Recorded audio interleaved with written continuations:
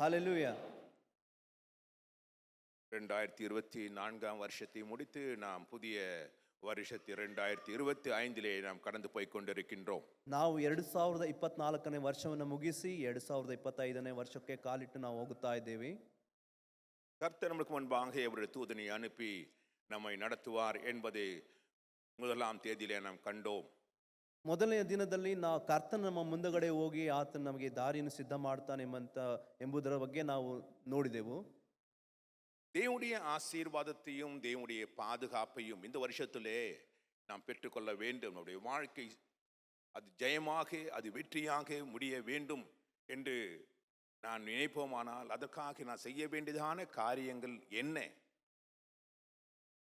ನಾವು ಪ್ರಾರ್ಥನೆ ಮುಖಾಂತರವಾಗಿ ಸುರಕ್ಷತೆ ಮತ್ತು ಯಶಸ್ಸಿಗೆ ಅದು ಪ್ರಾಮುಖ್ಯವಾಗಿದೆ. ಅದಕ್ಕೋಸ್ಕರವಾಗಿ ನಾವು ಅದನ್ನು ಯಾವ ರೀತಿಯಾಗಿ ವರ್ಷವನ್ನು ನಡೆಸಬೇಕೆಂಬುದಾಗಿ ಹೇಳಿ ನಾವು ಪ್ರಾರ್ಥನೆ ಮುಖಾಂತರವಾಗಿ ಸುರಕ್ಷತೆಯಾಗಿಯೂ ಯಶಸ್ಸಾಗಿ ಹೇಗೆ ಇರಬೇಕೆಂಬುದಾಗಿ ನಾವು ಯೋಚಿಸಿ ನೋಡೋಣ.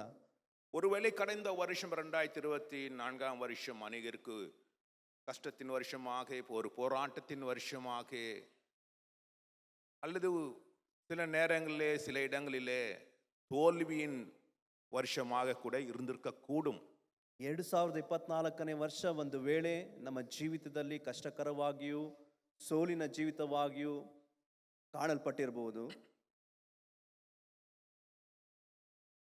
அது வெற்றியாய் முடித்தோமோ அல்லது அது தோல்வி முடிந்ததோ என்பதை குறித்து இப்பொழுது கவலை இல்லை. ஏனென்றால் நமக்கு முன்பாக இருக்கிற இந்த வருஷத்தை 25ஆம் வருஷத்தை நாம் வெற்றியாய் முடிப்போமா என்பது தான் கேள்விக்குறியாய் இருக்கின்றது. ಆ ವರ್ಷದಲ್ಲಿ ನಾವು ಸೋಲಿನಿಂದ ಮುಗಿಸಿದೆವೋ ಇಲ್ಲವ ಜಯವಾಗಿ ಮುಗಿಸಿದೆವೋ ಎಂಬುದಾಗಿ ಚಿಂತೆ ಇಲ್ಲ. ಆದರೆ ಈ ವರ್ಷವು ನಾವು ಈ ವರ್ಷವನ್ನು ಜಯಕರವಾಗಿ ಮುಗಿಸ್ತೀವೋ ಎಂಬುದಾಗಿ ಒಂದು ಪ್ರಶ್ನೆ ಉಂಟು.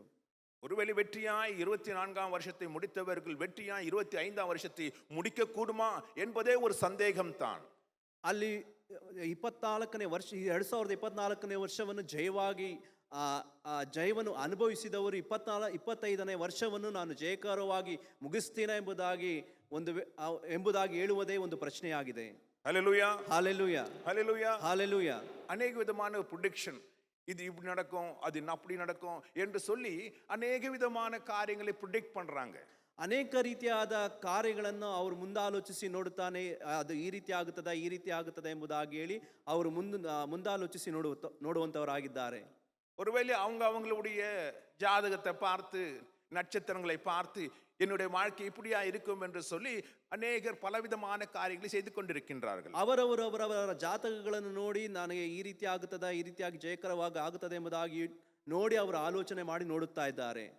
நீ எதை பார்த்தாலும் நீ என்ன செய்தாலும் ನೀನು ಏನನ್ನು ನೋಡಿದರೂ ನೀನು ಏನನ್ನು ಮಾಡಿದರೂ ஒன்று மட்டும் கரெக்டா இருக்கணும்.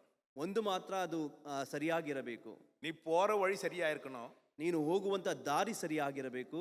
நீ போற கப்பல் சரியா இருக்கணும். ನೀನು ಹೋಗುವಂತ ಹಡಗು ಅದು ಸರಿಯಾಗಿರಬೇಕು. உன்னை நடத்துறவர் சரியான ஆளா இருக்கணும். ನಿನ್ನನ್ನು ನಡೆಸುವಂತವರು ಸರಿಯಾಗಿರಬೇಕು. உனக்கு ஃபேவரபிளா அந்த என்வாயரன்மெண்ட் உனக்கு இருக்கணும். ನಿನಗೆ ಸಹಾಯಕವಾಗಿ ಆ ಪ್ರಕೃತಿಯು ಇರಬೇಕು. அப்படி இருந்தா தான் நம்முடைய ஓட்டத்தை ஜெயமாய் முடிக்க முடியும், பாதுகாப்பாய் முடிக்க முடியும். ಆ ರೀತಿಯಾಗಿ ಇರುವುದಾದರೆ ನಾವು ಸುರಕ್ಷಿತವಾಗಿಯೂ ಜಯಕರವಾಗಿಯೂ ನಾವು ನಡೆಯುವುದಕ್ಕೆ ಸಾಧ್ಯವಾಗುತ್ತದೆ. வேதத்திலிருந்து சில வசனங்களை நாம் கவனிப்போம். ಸತ್ಯವೇದದಿಂದ ಕೆಲವು ವಾಕ್ಯಗಳನ್ನು ನಾವು ಗಮನಿಸೋಣ. யாக்கோபின் வாழ்க்கையில இப்படிப்பட்டதான ஒரு சூழ்நிலை. ಯಾಕೋಬಿನ ಜೀವಿತದಲ್ಲಿ ಈ ರೀತಿಯಾದ ಒಂದು ಪರಿಸ್ಥಿತಿ.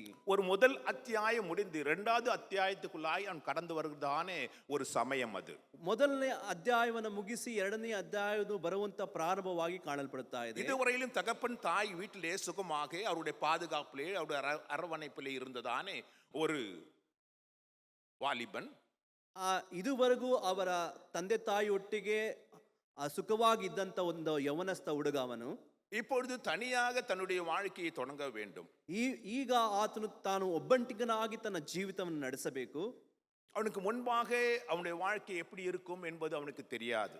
ಅವನಿಗೆ ತಿಳಿದಿಲ್ಲ, ಅವನ ಭವಿಷ್ಯತ್ತನ್ನು ಕುರಿತಾಗಿ ಆತನಿಗೆ ತಿಳಿದಿರುವಂತ ಒಂದು ಪರಿಸ್ಥಿತಿ ಆಗಿದೆ. யார் அவனுக்கு உதவி செய்வார்கள்? ಯಾರು ಆತನಿಗೆ ಸಹಾಯವನ್ನು ಮಾಡುತ್ತಾರೆ? அவன் என்ன செய்ய வேண்டும்?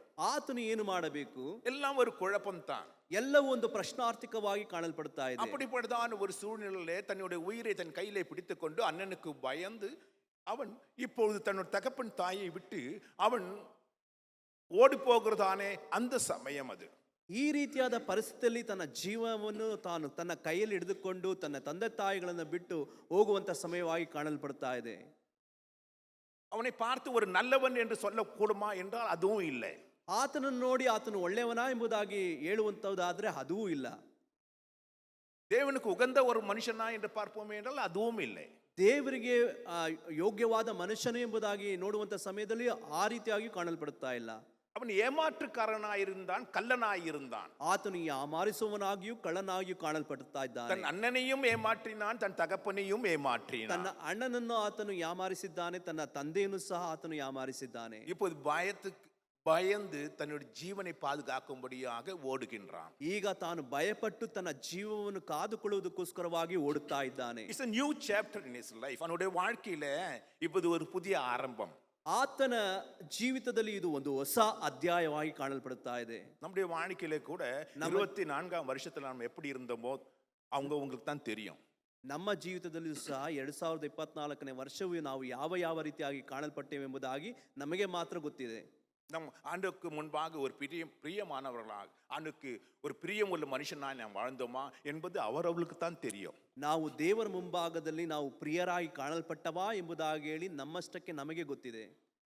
நாம் செய்த பாவங்கள் அக்கிரமங்கள் என்ன, ನಾವು ಮಾಡಿದ ಪಾಪಗಳು, ನಾವು ಮಾಡಿದ ಅಕ್ರಮಗಳು ಏನು, அதாலே வந்ததான பிரச்சனைகள் என்ன, ಅದರಿಂದ ಬಂದಂತ ಸಮಸ್ಯೆಗಳು ಏನು, நம்முடைய வாழ்க்கையை இந்த சத்துரு துரத்தி கொண்டு வருகின்றான். ನಮ್ಮ ಜೀವಿತವನ್ನ ಶತ್ರು ಆದವನು ಹಿಂದಟ್ಟುಕೊಂಡು ಬರ್ತಾ ಇದ್ದಾನೆ. அப்படிப்பட்டதான சூழ்நிலையில ಆ ರೀತಿಯಾದ ಸಮಯಗಳಲ್ಲಿ நாம் 25ஆம் வருஷத்திலே நாம் வந்திருக்க கூடும். ಆ ರೀತಿಯಾದ ಸಮಯಗಳಲ್ಲಿ ನಾವು ಈ 2025ನೇ ವರ್ಷದಲ್ಲಿ ಬಂದಿದ್ದೇವೆ. நம்மை தொடர்ந்ததான பாவம் தொடர்ந்து வந்து கொண்டிருக்குமா? ನಮ್ಮನ್ನು ಹಿಂಬಾಲಿಸಿ ಬರುತ್ತಿರುವಂತಹ ಪಾಪಗಳು ನಮ್ಮನ್ನು ಹಿಂಬಾಲಿಸುತ್ತಾ ಇದೆಯಾ? நம் ஜீவனை எடுக்கும்படியாய் கடந்து வருதான எதிராளி நம்மளுக்கு பின்னாலே வந்து கொண்டிருப்பானா? ನಮ್ಮ ಜೀವನವನ್ನು ತೆಗೆಯಬೇಕೆಂಬುದಾಗಿ ಇರುವಂತ ಶತ್ರುವು ನಮ್ಮ ಹಿಂದೆ ಓಡಿ ಬರ್ತಾ ಇದ್ದಾನಾ? நம்ம எங்கே போவது, ನಾವು ಎಲ್ಲಿ ಹೋಗುವುದು, என்ன செய்வது, ಏನು ಮಾಡುವುದು, எந்த இடத்துல தங்குவது, ಎಲ್ಲಿ ನಾವು ತಂಗುವುದು, எப்படி நம்ம வாழ்க்கையை நடத்துவது, ಹೇಗೆ ನಮ್ಮ ಜೀವಿತವನ್ನು ನಾವು ನಡೆಸುವಂತದ್ದು, எல்லாவற்றிலும் எப்படி வெற்றியாயும் பாதுகாப்பாயும் இருப்பது, ಎಲ್ಲಾ ಪರಿಸ್ಥಿತಿಗಳಲ್ಲಿ ನಾವು ಹೇಗೆ ಸುರಕ್ಷಿತವಾಗಿಯೂ ಜಯಕರವಾಗಿಯೂ ಕಾಣಲ್ಪಡುವುದು. இப்பொழுது ஒரு காரியத்தை செய்கின்றான் இந்த யாக்கோபு. ಈ ರೀತಿಯಾದ ಪರಿಸ್ಥಿತಿಯಲ್ಲಿ ಯಾಕೋಬನು ಒಂದು ಕಾರ್ಯವನ್ನು ಮಾಡುತ್ತಾ ಇದ್ದಾನೆ. அவன் சோர்ந்து போய்விட்டான். ಆತನು ಸೋತು ಹೋಗಿದ್ದಾನೆ. ஆகவே ஒரு கல்லை எடுத்து தன் தலையின் கீழே வைத்து அவன் அப்படியாய் நித்திரை செய்யும்படியாய் கடந்து போய்விட்டான். ಇಂತಹ ಪರಿಸ್ಥಿತಿಯಲ್ಲಿ ಆತನು ತನ್ನ ಆ ಕಲ್ಲನ್ನು ಎತ್ತುಕೊಂಡು ತನ್ನ ತಲೆದಿಂಬಾಗಿ ಮಾರ್ಪಡಿಸಿ ಅಲ್ಲಿ ಮಲಗಿದ್ದಾನೆ. சில நேரங்களில் நாமும் அதைத்தான் செய்வோம். ಕೆಲವೊಂದು ಸಮಯಗಳಲ್ಲಿ ನಾವು ಸಹ ಅದೇ ರೀತಿಯಾಗಿ ಮಾಡುತ್ತೇವೆ. நம்மால ஒண்ணுமே முடியாது அப்படின்னா சோர்ந்து ಉட்கார்ந்துடுவோம். ನಮ್ಮಿಂದ ಏನು ಮಾಡಲಿಕ್ಕೆ ಸಾಧ್ಯವಾಗದೇ ಇರುವಂತಹ ಸಮಯದಲ್ಲಿ ನಾವು ಸೋತುವರಾಗಿ ಕೂತುಕೊಂಡು ಬಿಡ್ತೇವೆ. அது அவனோட பயணத்தினுடைய ஆரம்பம். ಅದು ಆತನ ಪ್ರಯಾಣದ ಆರಂಭವಾಗಿದೆ. இந்த நாளிலே கூட உன்னுடைய இந்த வருஷத்தை தொடங்குதான் நீயோட ஒரு வேளை சோர்ந்து போய் நான் என்ன செய்வது என்று நீ அமர்ந்து கொண்டிருக்கலாம். ಈ ವರ್ಷವೂ ಸಹ ಪ್ರಾರಂಭಿಸಿರುವಂತ ನೀವು ಸೋತು ಹೋಗಿ ಒಂದು ಸ್ಥಳದಲ್ಲಿ ಕೂತಿರಬಹುದು. கஷ்டம் உனக்கு முன்பாக காணப்பட்டு கொண்டிருக்கலாம். ಕಷ್ಟವು ನಿಮ್ಮ ಮುಂದಗಡೆ ಅದು ಕಾಣುತ್ತಾ ಇರಬಹುದು. இவன் கண்ணயர்ந்து தூங்கிக் கொண்டிருக்கின்றான். ಆದರೂ ಈತನು ಕಣ್ಣು ತುಂಬಾ ಆತನು ನಿದ್ದೆ ಮಾಡ್ತಾ ಇದ್ದಾನೆ. அப்பொழுது அவன் முன்பாக ஒரு தரிசனம். ಆಗ ಆತನ ಮುಂದುಗಡೆ ಒಂದು ದರ್ಶನವು ಕಾಣಲ್ಪಡುತ್ತಾ ಇದೆ. தேவ தூதர்கள் இறங்குவதும் ஏறுவதும் அவன் கவனிக்கின்றான். ದೇವದೂತರು ಹತ್ತುವುದನ್ನ ಇಳಿಯುವುದನ್ನ ಆತನು ನೋಡುತ್ತಾ ಇದ್ದಾನೆ. இது என்ன இடம் இது? ಇದು ಎಂತ ಸ್ಥಳವಾಗಿರಬಹುದು? தேவ தூதர்கள் இங்கே இறங்குகிறார்கள், ஏறுகிறார்களே, வானத்துக்கும் பூமிக்கும் ஒரு ஏணி வைக்கப்பட்டிருக்கிறது. ದೇವದೂತರು ಹತ್ತುತ್ತಾ ಇಳಿಯುತ್ತಾ ಇದ್ದಾರಲ್ಲ, ಆಕಾಶಕ್ಕೂ ಭೂಮಿಗೂ ಒಂದು ಏಣಿ ಇಡಲ್ಪಟ್ಟಿದೆಯಲ್ಲ ಎಂಬುದಾಗಿ ನೋಡ್ತಾ ಇದ್ದಾನೆ. அவன் துடித்து எழுந்து ಆತನು ಎಚ್ಚರಗೊಂಡು இதனை அறியாமல் இருந்து விட்டேனே, ನಾನು ಇದನ್ನು ತಿಳಿದೇ ಹೋದನಲ್ಲ, இது தேவனுடைய ஸ்தலமா இருக்கிறது, ಇದು ದೇವರ ಸ್ಥಳವಾಗಿದೆ. தேவன் அப்பொழுது அவனுக்கு பிரத்யட்சமாக காணப்பட்டு அவனோடு பேசுறாரு. ದೇವರು ಆ ಸಮಯದಲ್ಲಿ ಪ್ರತ್ಯಕ್ಷವಾಗಿ ಆತನೊಂದಿಗೆ ಮಾತನಾಡುವುದಕ್ಕೆ ಪ್ರಾರಂಭಿಸುತ್ತಾರೆ. அது ஆதியாகம புத்தகத்துல 28ஆம் அதிகாரத்தில் 12ஆம் வசனத்திலிருந்து நான் கவனிக்கும் பொழுது அங்கு சொல்லப்பட்டிருக்கிறது. ஆதியாகமம் 28:12, ஜெனிசிஸ் 28:12. அங்கே அவன் ஒரு சொப்பனம் கண்டான். இதோ ஒரு ஏடி பூமியிலே வைக்கப்பட்டிருந்தது, அது நுனி வானத்தை எட்டி இருந்தது, அதில் தேவ தூதர்கள் ஏறுகளும் இறங்குள்ளாய் காணப்பட்டார்கள். அதுக்கு மேலாக கர்த்தர் நின்று, நான் உன் தகப்பனாகிய ஆபிரகாமின் தேவனும் ஈசாக்கின் தேவனும் ஆகிய கர்த்தர், நீ படுத்திருக்கிற பூமி உன் சந்ததிக்கு நான் தருவேன். அப்படியாய் அவர் ಅನೇಕ ವಾಗ್ದತ್ತங்களை கொடுத்து கொண்டிருக்கின்றார். ಆ ರಾತ್ರಿಯಲ್ಲಿ ಅವನು ಕನಸುಗೊಂಡನು. ಆ ಕನಸಿನಲ್ಲಿ ಒಂದು ನಿಚ್ಚಣಿಗೆ ನೆಲದ ಮೇಲೆ ನಿಂತಿತ್ತು. ಅದರ ತುದಿ ಆಕಾಶವನ್ನು ಮುಟ್ಟಿತು. ಅದರ ಮೇಲೆ ದೇವದೂತರು ಹತ್ತುತ್ತಾ ಇಳಿಯುತ್ತಾ ಇದ್ದರು. ಇದಲ್ಲದೆ ಯೆಹೋವನು ಅವನ ಬಳಿಯಲ್ಲಿ ನಿಂತು, ನಾನು ನಿನ್ನ ತಂದೆಯಾದ ಅಬ್ರಹಾಮನ ದೇವರು, ಈಸಾಕನ ದೇವರು ಆಗಿರುವ ಯೆಹೋವನು. ನೀನು ಮಲಗಿಕೊಂಡಿರುವ ಈ ದೇಶವನ್ನು ನಿನಗೂ ನಿನ್ನ ಸಂತತಿಗೂ ಕೊಡುತ್ತೇನೆ. ನಿನ್ನ ಸಂತತಿಯು ಭೂಮಿಯ ಧೂಳಿನಿಂದ ಅಸಂಖ್ಯವಾಗುವುದು. ನೀನು ಪೂರ್ವ ಪಶ್ಚಿಮ ಉತ್ತರ ದಿಕ್ಕುಗಳಿಗೆ ಹರಡಿಕೊಳ್ಳುವೆ ಎಂಬುದಾಗಿ ಅಲ್ಲಿ ವಾಗ್ದಾನವನ್ನು ಕೊಡುವುದನ್ನ ನಾವು ನೋಡ್ತಾ ಇದ್ದೇವೆ. ಅದು ಮಾತ್ರವಲ್ಲ, ನಾನು ಉನ್ನೋಡು ಕೂಡ ಇருந்து, ನಾನು ನಿನ್ನ ಸಂಗಡವಾಗಿದ್ದು, ನೀ ಹೋಗುವ இடமெல்லாம் ಉನ್னை ಕಾತು, ನೀನು ಹೋಗುವಂತ ಸ್ಥಳವೆಲ್ಲ ನಾನು ಕಾದು உன்னை இந்த தேசத்துக்கு மறுபடியுமாய் அழைத்து கொண்டு வருவேன், ತಿರುಗಿ ಈ ದೇಶಕ್ಕೆ ಬರಮಾಡುತ್ತೇನೆ, நான் உன்னை கைவிடுவதில்லை என்றார். ನಾನು ನಿನ್ನನ್ನು ಕೈ ಬಿಡುವುದಿಲ್ಲ ಅಂದನು. இந்த சொப்பனத்தை அவன் கேட்ட உடனே, ಈ ಕನಸನ್ನು ಆತನು ಕಂಡ ತಕ್ಷಣವಾಗಿ அவன் துடித்து புடித்து எழுந்துகிறான். ಆತನು ತಕ್ಷಣವಾಗಿ ಎಚ್ಚರಗೊಳ್ಳುತ್ತಾನೆ. அங்கே ஆண்டவருக்கு என்று அங்கே ஒரு பலிபீடத்தை கட்டுகின்றான். ಅಲ್ಲಿ ದೇವರಿಗೆಂದು ಆತನು ಒಂದು ಬಲಿಪೀಠವನ್ನು ಕಟ್ಟುತ್ತಾನೆ. அந்த படுத்திருந்த கல்லை எடுத்து அதன் மேலே எண்ணெயை வார்த்து, ಅಲ್ಲಿ ಮಲಗಿದ್ದಂತ ಕಲ್ಲನ್ನು ತೆಗೆದುಕೊಂಡು ಎಣ್ಣೆಯನ್ನು ಹೊಯ್ದು ஆண்டுக்கு முன்பாக ஒரு பொருத்தனையான ஜெபத்தை ஏறெடுக்கின்றான். ಅಲ್ಲಿ ಒಂದು ಒಡಂಬಡಿಕೆಯ ಪ್ರಾರ್ಥನೆಯನ್ನು ಆತನು ಅಲ್ಲಿ ಪ್ರಾರಂಭಿಸುತ್ತಾನೆ. ஆண்டவரே, நீர் என்னோடு கூட இருந்து இந்த காரியத்தை செய்து என் சுகமா என் தகப்பன் வீட்டுக்கு நீ கொண்டு வருவீரானால், ದೇವರೇ, ನನ್ನನ್ನು ಸುರಕ್ಷಿತವಾಗಿ ಕಾಪಾಡಿ ನನ್ನನ್ನು ಮತ್ತೆ ನನ್ನ ತಂದೆಯ ಮನೆಗೆ ನೀನು ಕರೆತರುವುದಾದರೆ, இதே இடத்துல மறுபடியும் உமக்கு ஒரு பலிபீடம் கட்டி உம்மை ஆராதிப்பேன். ಇದೇ ಸ್ಥಳದಲ್ಲಿ ಮತ್ತೆ ನಾನು ಒಂದು ಬಲಿಪೀಠವನ್ನು ಕಟ್ಟಿ ನಾನು ನಿನ್ನನ್ನು ಆರಾಧಿಸುತ್ತೇನೆ. எனக்கு கிடைக்கிற எல்லாவற்றிலும் 10ல் 1 பங்கை நான் உனக்கு கொடுக்கிறேன் என்று முதல் தசம பாகத்தை அவன் அங்கே அறிக்கை இடுகின்றான். ನನಗೆ ಕೊಡಲ್ಪಟ್ಟಂತ ಎಲ್ಲಾ ಆಸ್ತಿ ಪಾಸ್ತಿಗಳಲ್ಲಿ ಒಂದು ಪಾಲನ್ನು ನಾನು ನಿನಗೆ ಕೊಡುತ್ತೇನೆ ಎಂಬುದಾಗಿ ಹೇಳಿ ಅಲ್ಲಿ ಒಡಂಬಡಿಕೆಯನ್ನು ಮಾಡಿಕೊಳ್ಳುತ್ತಾನೆ. ஹல்லேலூயா, ஹல்லேலೂಯಾ, ஹல்லேலூயா, ஹல்லேலೂಯಾ. இந்த வசனத்தை நான் கவனித்து பார்ப்போமே என்றால், ಈ ವಚನವನ್ನು ನಾವು ನೋಡುವಂತ ಸಮಯದಲ್ಲಿ இந்த ஒரு ஜெபம், ಈ ರೀತಿಯಾದ ಒಂದು ಪ್ರಾರ್ಥನೆ அவன் வாழ்க்கையே மாற்றிற்று. ಆತನ ಜೀವಿತವನ್ನೇ ಬದಲಾಯಿಸಿತು. உயிருக்கு பயந்து ஓடிக்கொண்டிருந்தான். ಆತನು ತನ್ನ ಜೀವಕ್ಕೋಸ್ಕರವಾಗಿ ಭಯಪಟ್ಟು ಆತನು ಓಡುತ್ತಾ ಇದ್ದನು. போகவிடம் தெரியவில்லை. ಆತನಿಗೆ ಹೋಗುವಂತ ಸ್ಥಳ ಗೊತ್ತಿಲ್ಲ. அவன் பாதுகாப்பா எங்கேயாவது தங்குவானா என்றால் அதுவும் தெரியவில்லை. ಆತನು ಸುರಕ್ಷಿತವಾಗಿರುತ್ತಾನಾ ಇಲ್ಲವಾದ್ರೆ ಅಲ್ಲಿ ತಂಗುತ್ತಾನೆ ಎಂಬುದಾಗಿ ಹೇಳುವಂತ ಸಮಯದಲ್ಲಿ ಅದೂ ಸಹ ಆತನಿಗೆ ಗೊತ್ತಿಲ್ಲ. எல்லாம் மாயமாய்த்தான் அவனுக்கு காணப்பட்டு கொண்டிருந்தது. ಎಲ್ಲವೂ ಒಂದು ಮಾಯ ರೀತಿಯಾಗಿ ಆತನಿಗೆ ಕಾಣಲ್ಪಟ್ಟಿತು. அதே நேரத்திலே இவன் ஒரு ஜெபத்தை ஏறெடுக்கின்றான். ಅದೇ ಪರಿಸ್ಥಿತಿಯಲ್ಲಿ ಆತನೊಂದು ಪ್ರಾರ್ಥನೆ ಸಹ ಆತನು ಏರ್ಪಡಿಸುತ್ತಾನೆ. நம்முடைய ஜெபமே நம்முடைய ஆசீர்வாதத்துக்கும் நம்முடைய பாதுகாப்புக்கும் நம்முடைய வெற்றிக்கும் திறவுகோலாய் இருக்கு. It is the key.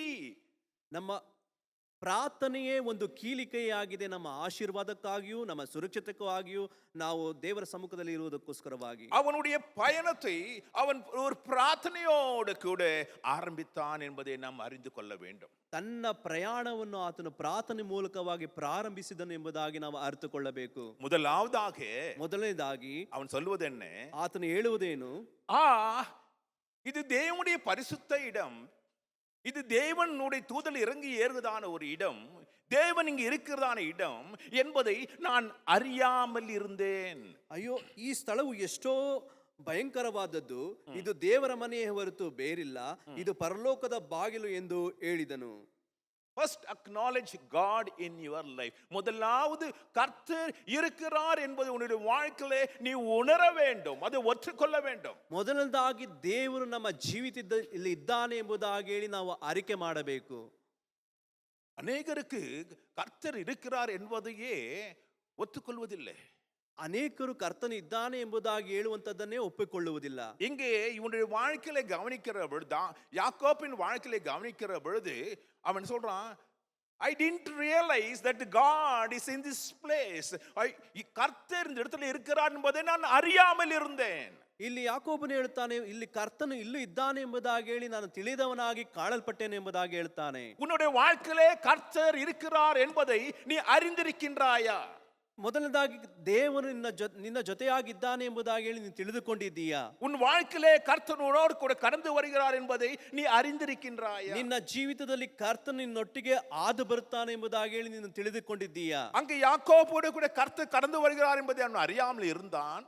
ಅಲ್ಲಿ ಯಾಕೋಬನು ಕರ್ತನಾದ ದೇವರು ಆತನೊಂದಿಗೆ ಬರ್ತಾನೆ ಎಂಬುದಾಗಿ ಅರಿಯದವನಾಗಿ ಕಾಣಲ್ಪಟ್ಟನು. அவன் தங்குற இடத்திலே கர்த்தரும் இருக்கிறார் என்பதை அவன் அறியாமல் இருந்தான். ಆತನು ತಂಗುವಂತ ಸ್ಥಳದಲ್ಲಿಯೂ ಸಹ ಕರ್ತನು ಅಲ್ಲಿಲ್ಲ ಎಂಬುದಾಗಿ ಹೇಳಿ ಆತನು ಅಂದುಕೊಂಡಿದ್ದನು. அவனை கர்த்தருடைய இடம் பரிசுத்தமானது என்பதையும் அவன் அறியாமல் இருந்தான். ಕರ್ತನ ಸ್ಥಳವು ಪರಿಶುದ್ಧವಾದದ್ದು ಎಂಬುದಾಗಿ ಅರಿವಿಲ್ಲದವನಾಗಿ ಕಾಣಲ್ಪಟ್ಟನು. அவன் அறிந்ததெல்லாம் எனக்கு யாரும் இல்லை, ಆತನ ಅರ್ಥದಲ್ಲ ಯಾರೂ ನನಗಿಲ್ಲ, நான் எங்கேயோ ஓடிக்கொண்டிருக்கின்றேன் ನಾನು ಎಲ್ಲೋ ಓಡುತ್ತಾ ಇದ್ದೇನೆ என்ற உணர்வில் தான் ஓடிக்கொண்டிருந்தான். ಎಂಬಂತ ಮನಸ್ಥಿತಿಯಲ್ಲಿ ಆತನು ಓಡುತ್ತಾ ಇದ್ದಾನೆ. சகோதரனே, இந்த வருஷத்துல நான் முதலாவது ஒண்ணு acknowledge God in your life. முதலாவது கர்த்தரை உன்னுடைய வாழ்க்கையிலே அனுமதி.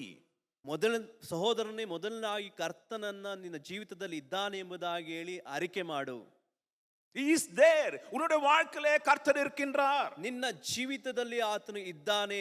உன்னோடு கூட அவர் கடந்து வருகின்றார். ನಿನ್ನೊಂದಿಗೆ ಆತನು ಹಾದು ಬರುತ್ತಾನೆ. நீ தங்குற இடத்திலே அவர் தங்குகின்றார். ನೀನು ವಾಸಿಸುವಂತ ಸ್ಥಳದಲ್ಲಿ ಆತನು ಸಹ ವಾಸಿಸುತ್ತಾನೆ. போகும் வழியிலெல்லாம் அவர் உன்னோடு கூட இருக்கின்றார். ಹೋಗುವಂತ ಸ್ಥಳದಲ್ಲೆಲ್ಲ ಆತನು ನಿನ್ನ ಸಂಗಡವಾಗಿದ್ದಾನೆ. இந்த வருஷத்துல முதலாவது நாம் அதை அறிந்து கொள்ள வேண்டும். ಈ ವರ್ಷದಲ್ಲಿ ಮೊದಲದಾಗಿ ನಾವು ಅದನ್ನು ಅರಿತುಕೊಳ್ಳಬೇಕು. Acknowledge that God is with you. ದೇವರು ನಿನ್ನ ಜೊತೆಯಾಗಿದ್ದಾನೆ ಎಂಬುದಾಗಿ ಅರಿಕೆ ಮಾಡು. He is coming with you. ಆತ ನಿನ್ನ ಸಂಗಡ ಬರುತ್ತಾ ಇದ್ದಾನೆ ಎಂಬುದಾಗಿ ಅರಿಕೆ ಮಾಡು. And he is staying with you. ಆತ ನಿನ್ನ ಸಂಗಡವಾಗಿ ವಾಸಿಸುತ್ತಾ ಇದ್ದಾನೆ ಎಂಬುದಾಗಿಯೂ ಅರಿಕೆ ಮಾಡು. Hallelujah. Hallelujah. Hallelujah. Hallelujah. ஒருவேளை இதை போன வருஷத்துல நீ அறியாமல் இருந்திருக்கலாம். ಇದನ್ನು ನೀನು ಹೋದ ವರ್ಷ ತಿಳಿಯದವನಾಗಿ ಕಾಣಲ್ಪಟ್ಟಿರಬಹುದು. அங்க கடவுளே வந்து பாருங்க, இந்த யாக்கோப்புக்கு கடவுளை பத்தி தெரியுமானா தெரியாது. ಇಲ್ಲಿ ನೋಡಿರಿ, ಯಾಕೋಬನಿಗೆ ದೇವರ ಬಗ್ಗೆ ಗೊತ್ತಿದೆ ಎಂಬುದಾಗಿ ಕೇಳುವಂತ ಸಮಯದಲ್ಲಿ ಗೊತ್ತಿಲ್ಲ. ஒருவேளை இவன் தகப்பனுடைய பிரார்த்தனை பார்த்திருப்பான், ஈசாக்குடைய பிரார்த்தனை பார்த்திருப்பான், தாயுடைய பிரார்த்தனை பார்த்திருப்பான், எல்லாம் பார்த்திருப்பான். ஆனா பர்சனலா பாருங்க, நம்ம பிள்ளைங்க கூட நம்மளை பார்க்கிறதுக்காக நம்ம பைபிள் படிக்கிறது, ஜெபம் எல்லாம் பார்க்கும். But personally in their life have they seen God? அவருடைய வாழ்க்கையில ஆண்டவரை பார்த்திருக்கிறார்களா, பேசியிருக்கிறார்களா, இவர் யார் என்பதை அறிந்திருக்கிறார்களா என்று கவனிப்போம் என்றால் அது ஒருவேளை இல்லாமல் இருக்கும். ಇಲ್ಲಿ ನೋಡಿರಿ, ಆತನು ತನ್ನ ತಂದೆ ಮಾಡಿರುವಂತ ಪ್ರಾರ್ಥನೆಯನ್ನು ನೋಡಿರಬಹುದು, ತನ್ನ ತಾಯಿ ಮಾಡಿರುವಂತ ಪ್ರಾರ್ಥನೆಯನ್ನು ನೋಡಿರಬಹುದು. ಆದರೆ ಆತನು ತನ್ನ ಸ್ವಇಚ್ಛೆಯಾಗಿ ಪ್ರಾರ್ಥಿಸಿದ್ದಾನೆ ಎಂಬುದಾಗಿ ನೋಡುವಂತ ಸಮಯದಲ್ಲಿ ಅದು ಕಾಣಲ್ಪಡುತ್ತಾ ಇಲ್ಲ. இங்க ஆண்டவரை இன்ட்ரோடியூஸ் பண்றாரு. ಇಲ್ಲಿ ದೇವರೇ ತನ್ನನ್ನು ತಾನು ಆತನನ್ನು ಪರಿಚಯ ಮಾಡಿಕೊಳ್ಳುತ್ತಾ ಇದ್ದಾನೆ. ஹலோ யாக்கோபே. ಹಲೋ ಯಾಕೋಬನೇ, நான் உன் தாத்தாவாகிய ஆபிரகாமின் தகப்பனும் உன் தகப்பனாகிய ஈசாக்கின் தகப்பனாகிய கர்த்தர் சொல்றாரு. ನಾನು ನಿನ್ನ ತಂದೆಯಾದ ಅಬ್ರಹಾಮನ ದೇವರು, ಈಸಾಕನ ದೇವರು ಆಗಿರುವ ಯೆಹೋವನು ಎಂಬುದಾಗಿ ತನ್ನನ್ನು ತಾನು ಪರಿಚಯ ಮಾಡಿಕೊಳ್ಳುತ್ತಾ ಇದ್ದಾನೆ. Hallelujah. Hallelujah. Hallelujah. Hallelujah. பாருங்க, what an introduction. God himself comes and tells, I am the God of your forefathers Abraham and Isaac. பாருங்க, என்ன ஒரு எப்படிப்பட்டதான ஒரு காரியம். அநேக நேரங்களில் கர்த்தரே நம்ம கிட்ட வந்து சொல்லணும், நான் யார் தெரியுமாப்பா, நான் தான் உன்னுடைய கடவுள், நான் யாரு, ஐ ஆம் யுவர் காட். அநேக நேரங்களில் நாம் ஆண்டவரை அறியாமல் தூரத்திலே போய் கொண்டிருந்தாலும் கூட கர்த்தர் நம்மை அறிந்திருக்கிறார் என்பதான உணர்வு உனக்கு எப்பொழுது வருதோ அப்போதான் நீ ஆண்டவரை அறிந்து கொள்ள முடியும். ನೋಡಿರಿ, ಎಂಥ ರೀತಿಯಾದ ಪರಿಚಯವನ್ನ ಯೆಹೋವ ದೇವರು ಯಾಕೋಬನಿಗೆ ಮಾಡಿಕೊಡ್ತಾ ಇದ್ದಾರೆ. ನಾನೇ ನಿನ್ನ ಮೂಲ ಪಿತೃಗಳಾದ ದೇವರು ಎಂಬುದಾಗಿ ಅರಿಕೆ ಮಾಡಿ, ನಾನೇ ನಿನ್ನ ಸಂಗಡ ಬರುತ್ತಾ ಇರುವಂತ ದೇವರು ನಾನೇ ಎಂಬುದಾಗಿ ಹೇಳಿ ಒಂದು ಹೊಸ ಪರಿಚಯವನ್ನ ಯಾಕೋಬನಿಗೆ ಮಾಡಿಕೊಡ್ತಾ ಇದ್ದಾರೆ.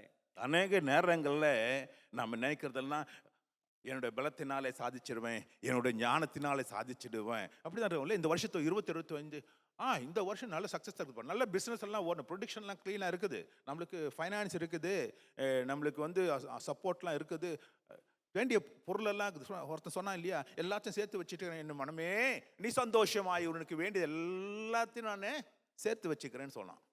ನೋಡಿರಿ, ಈ ವರ್ಷವನ್ನು ಪ್ರಾರಂಭಿಸಿರುವಂತ ನಾವು ನಮ್ಮ ಆಲೋಚನೆ ಮುಖಾಂತರ, ನಮ್ಮ ಜ್ಞಾನದ ಮುಖಾಂತರವಾಗಿ, ನಮ್ಮ ಹಣ ಬಲದ ಮುಖಾಂತರವಾಗಿ ನಾವೆಲ್ಲವನ್ನ ಮಾಡಿಬಿಡುತ್ತೇವೆ. ನಮ್ಮ ಹತ್ರ ಎಲ್ಲವೂ ಇದೆ, ಎಲ್ಲ ಅಸೆಟ್ಗಳು ನಮ್ಮ ಹತ್ರ ಎಲ್ಲವೂ ಇದೆ, ನಾವು ಮಾಡಿಬಿಡುತ್ತೇವೆ. ನಮಗೆ ಬೇಕಾಗಿರುವಂಥ ಹಣಕಾಸಿನ ಖರ್ಚಾಗಿರ್ಬೋದು, ಎಲ್ಲವೂ ನಮ್ಮ ಸಂಗಡವಾಗಿದೆ. ನಮಗೆ ಬೇಕಾಗಿರುವುದನ್ನೆಲ್ಲ ನಾನು ಆಗಲೇ ಸೇರಿಸಿಟ್ಟಿದ್ದೇನೆ, ಈ ವರ್ಷವನ್ನು ಪ್ರಾರಂಭಿಸುವುದಕ್ಕೆ ಯಾವುದೇ ಕುಂದುಕೊರತೆ ಇಲ್ಲ ಎಂಬುದಾಗಿ ಹೇಳಿ ಯೋಚನೆ ಮಾಡಿಕೊಂಡು ಇರುತ್ತೀರಾ?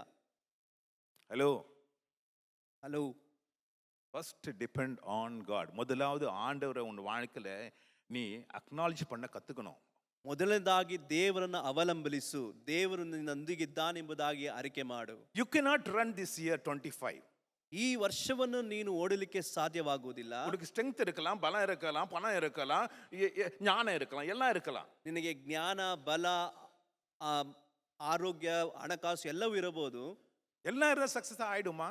ಎಲ್ಲವೂ ಇದ್ದರೂ ಸಹ ನೀನು ನಿನ್ನ ಜೀವಿತದಲ್ಲಿ ಒಂದು ಸಕ್ಸಸ್ ಅನ್ನು ನೋಡುವುದಕ್ಕಾಗುತ್ತದಾ? இப்போ போன வாரத்தில் ஒரு பெரிய ஒரு ஃபயர் ஆக்சிடென்ட் நடந்துனுக்குது. லாஸ் ஏஞ்சல்ஸ், கலிஃபோர்னியாவில் ஃபுல் சிட்டி எரிஞ்சுனுக்குது. ನೋಡಿರಿ, ಹೋದ ವಾರದಲ್ಲಿ ಫುಲ್ ಕ್ಯಾಲಿಫೋರ್ನಿಯಾ ಪೂರ್ತಿ ಪಟ್ಟಣವೇ ಅಲ್ಲಿ ಬಂದು ಏನಾಗ್ತಾ ಇದೆ, ಅದು ಬೆಂಕಿಯಿಂದ ಉರಿಯುತ್ತಾ ಇದೆ. எப்படியாச்சு என்ன ஆச்சு யாருக்குமே தெரியாது. ಹೇಗೆ ಆಯಿತು, ಯಾವ ರೀತಿಯಾಗಿ ಆಯಿತು ಎಂಬುದಾಗಿ ಯಾರಿಗೂ ಗೊತ್ತಿಲ್ಲ. ಬಿಲ್ಡಿಂಗ್ ಉರಿವಿ ಕೊಟ್ಟದು ಕೀழே. ಅಲ್ಲಿ ಕಟ್ಟಡಗಳೇ ಅಲ್ಲಿ ಉರಿದು ಉರಿದು ಕೆಳಗಡೆ ಬೀಳುತ್ತಾ ಇದೆ. ரோட்ல போற காரெல்லாம் உருவி அப்படியாக அந்த மெட்டல்ஸ் எல்லாம் உருகி மெல்ட் ஆகி அப்படி அப்படியே கிடக்குது. ಆ ರಸ್ತೆಯಲ್ಲಿ ಸಂಚರಿಸುವಂತ ಕಾರುಗಳೆಲ್ಲ ಅದು ಮೆಲ್ಟ್ ಆಗಿ, ಅಂದ್ರೆ ಅದೆಲ್ಲ ಕರಗಿ ಹೋಗಿ ಅದು ಹಾಗೆ ಹಾದು ಹೋಗ್ತಾ ಇದೆ. எவ்வளோ கோடிக்கணக்கான பணம் வேஸ்ட் ஆயிருக்கும் யோசித்து பாருங்க. ஒரு ஃபுல் சிட்டி, இப்போ பெங்களூர் சிட்டியே பற்றி எரியுது, போகிறதுக்கு எங்கேயுமே இடம் இல்லை. இருக்கிற பொருளெல்லாம் கட்டி சேர்த்து வச்ச பணம், பேங்க்ல இருக்கிற பணம், வீட்டில் வச்ச பொருள் ஒன்னோட இருக்காது. போய் பார்த்தா எல்லாம் உருகி வெந்து உருகி ஓடி போகணும்னு வேத்தில் வாசிக்கணும் பாரு. அது மாதிரி இப்போ இன்னும் நடந்திருக்குது. இன்னும் they are not able to stop the fire. ಪೂರ್ತಿ ಪಟ್ಟಣವಾಗಿ ಉರಿದು ಕರಗಿ ಹೋಗುತ್ತಾ ಇದೆ. ಎಷ್ಟೋ ಕೋಟಿಗಳು ಅಲ್ಲಿ ಕರಗಿ ಹೋಗುತ್ತಾ ಇದೆ. ನೋಡಬೇಕಾದ ಪೂರ್ತಿ ಅಲ್ಲಿರುವಂಥ ಬ್ಯಾಂಕಿನಲ್ಲಿ ಇರುವಂಥ ಹಣ, ತಮ್ಮ ಸ್ವಂತ ಕಟ್ಟಡಗಳು ಎಲ್ಲವೂ ಅದು ಉರಿದು ಕರಗಿ ಹೋಗುತ್ತಾ ಇದೆ. ಸತ್ಯವೇದ ಹೇಳುತ್ತದಲ್ವಾ, ಎಲ್ಲವೂ ಉರಿದು ಕರಗಿ ಲಯವಾಗಿ ಹೋಗುತ್ತದೆ ಎಂಬುದಾಗಿ ಹೇಳಿ ಆ ರೀತಿಯಾಗಿ ಕರಗಿ ಹಾದು ಹೋಗುತ್ತಾ ಇದೆ. நம்முடைய பலத்தில் ஒன்றுமே இருக்க முடியாது. நம்ம என்ன நினைக்கிறோம் நம்முடைய பலம் இதுன்னு, அடுத்த ஒரே நிமிஷத்தில் எல்லாமே புஷ்ஷுன்னு போயிடும். ನಮ್ಮ ಬಲದಿಂದ ಏನು ಸಾಧ್ಯವಾಗುವುದಿಲ್ಲ. ನಮ್ಮ ಬಲ ಮುಂದಿನ ಕ್ಷಣ ಏನಾಗುತ್ತದೆ ಎಂಬುದಾಗಿ ನಮಗೆ ಗೊತ್ತಾಗುವುದಿಲ್ಲ. ಫ್ಯೂಚರ್ என்னன்னு தெரியாது. ನಮ್ಮ ಭವಿಷ್ಯತ್ ಕಾಲ ಏನೆಂಬುದಾಗಿ ನಮಗೆ ಗೊತ್ತಿಲ್ಲ. அப்படிப்பட்டதான ஒரு சூழ்நிலை வரும்போது நம்ம என்ன செய்யணும்? ಆ ರೀತಿಯಾದ ಪರಿಸ್ಥಿತಿ ಬರುವಂತ ಸಮಯದಲ್ಲಿ ನಾವು ಏನು ಮಾಡಬೇಕು? இங்க யாக்கோபு செய்ற காரியம் எல்லாம் இது தேவனுடைய ஸ்தலம். First is acknowledging God. இது தேவர் இருக்கிற இடம், நான் இருக்கிற இடம், அது தேவன் இருக்கிற இடம் என்பதை அவன் உணர்ந்து கொண்டான். ಯಾಕೋಬನು ಅರ್ಥದಲ್ಲ ಒಂದೇ ಒಂದು, ದೇವರು ಈ ಸ್ಥಳದಲ್ಲಿ ಇದ್ದಾನೆ, ದೇವರು ನನ್ನ ಸಂಗಡವಾಗಿ ವಾಸಿಸುತ್ತಾ ಇದ್ದಾನೆ, ದೇವರು ನನ್ನ ಸಂಗಡವಾಗಿ ಬರುತ್ತಾನೆ ಎಂಬುದಾಗಿ ಹೇಳಿ ಅಲ್ಲಿ ಆತನು ತನ್ನನ್ನು ತಾನು ಆಗ ಅಂದುಕೊಳ್ಳುತ್ತಾ ಇದ್ದಾನೆ. அவன் தேவனுடைய ஸ்தலம் என்பதை அறிந்த உடனே பாருங்க, when he realized that it is the place where God is there, God's presence is there, அதை அக்னாலஜ் பண்ணி அதை ஏத்துக்கிறான். Is received God in his life.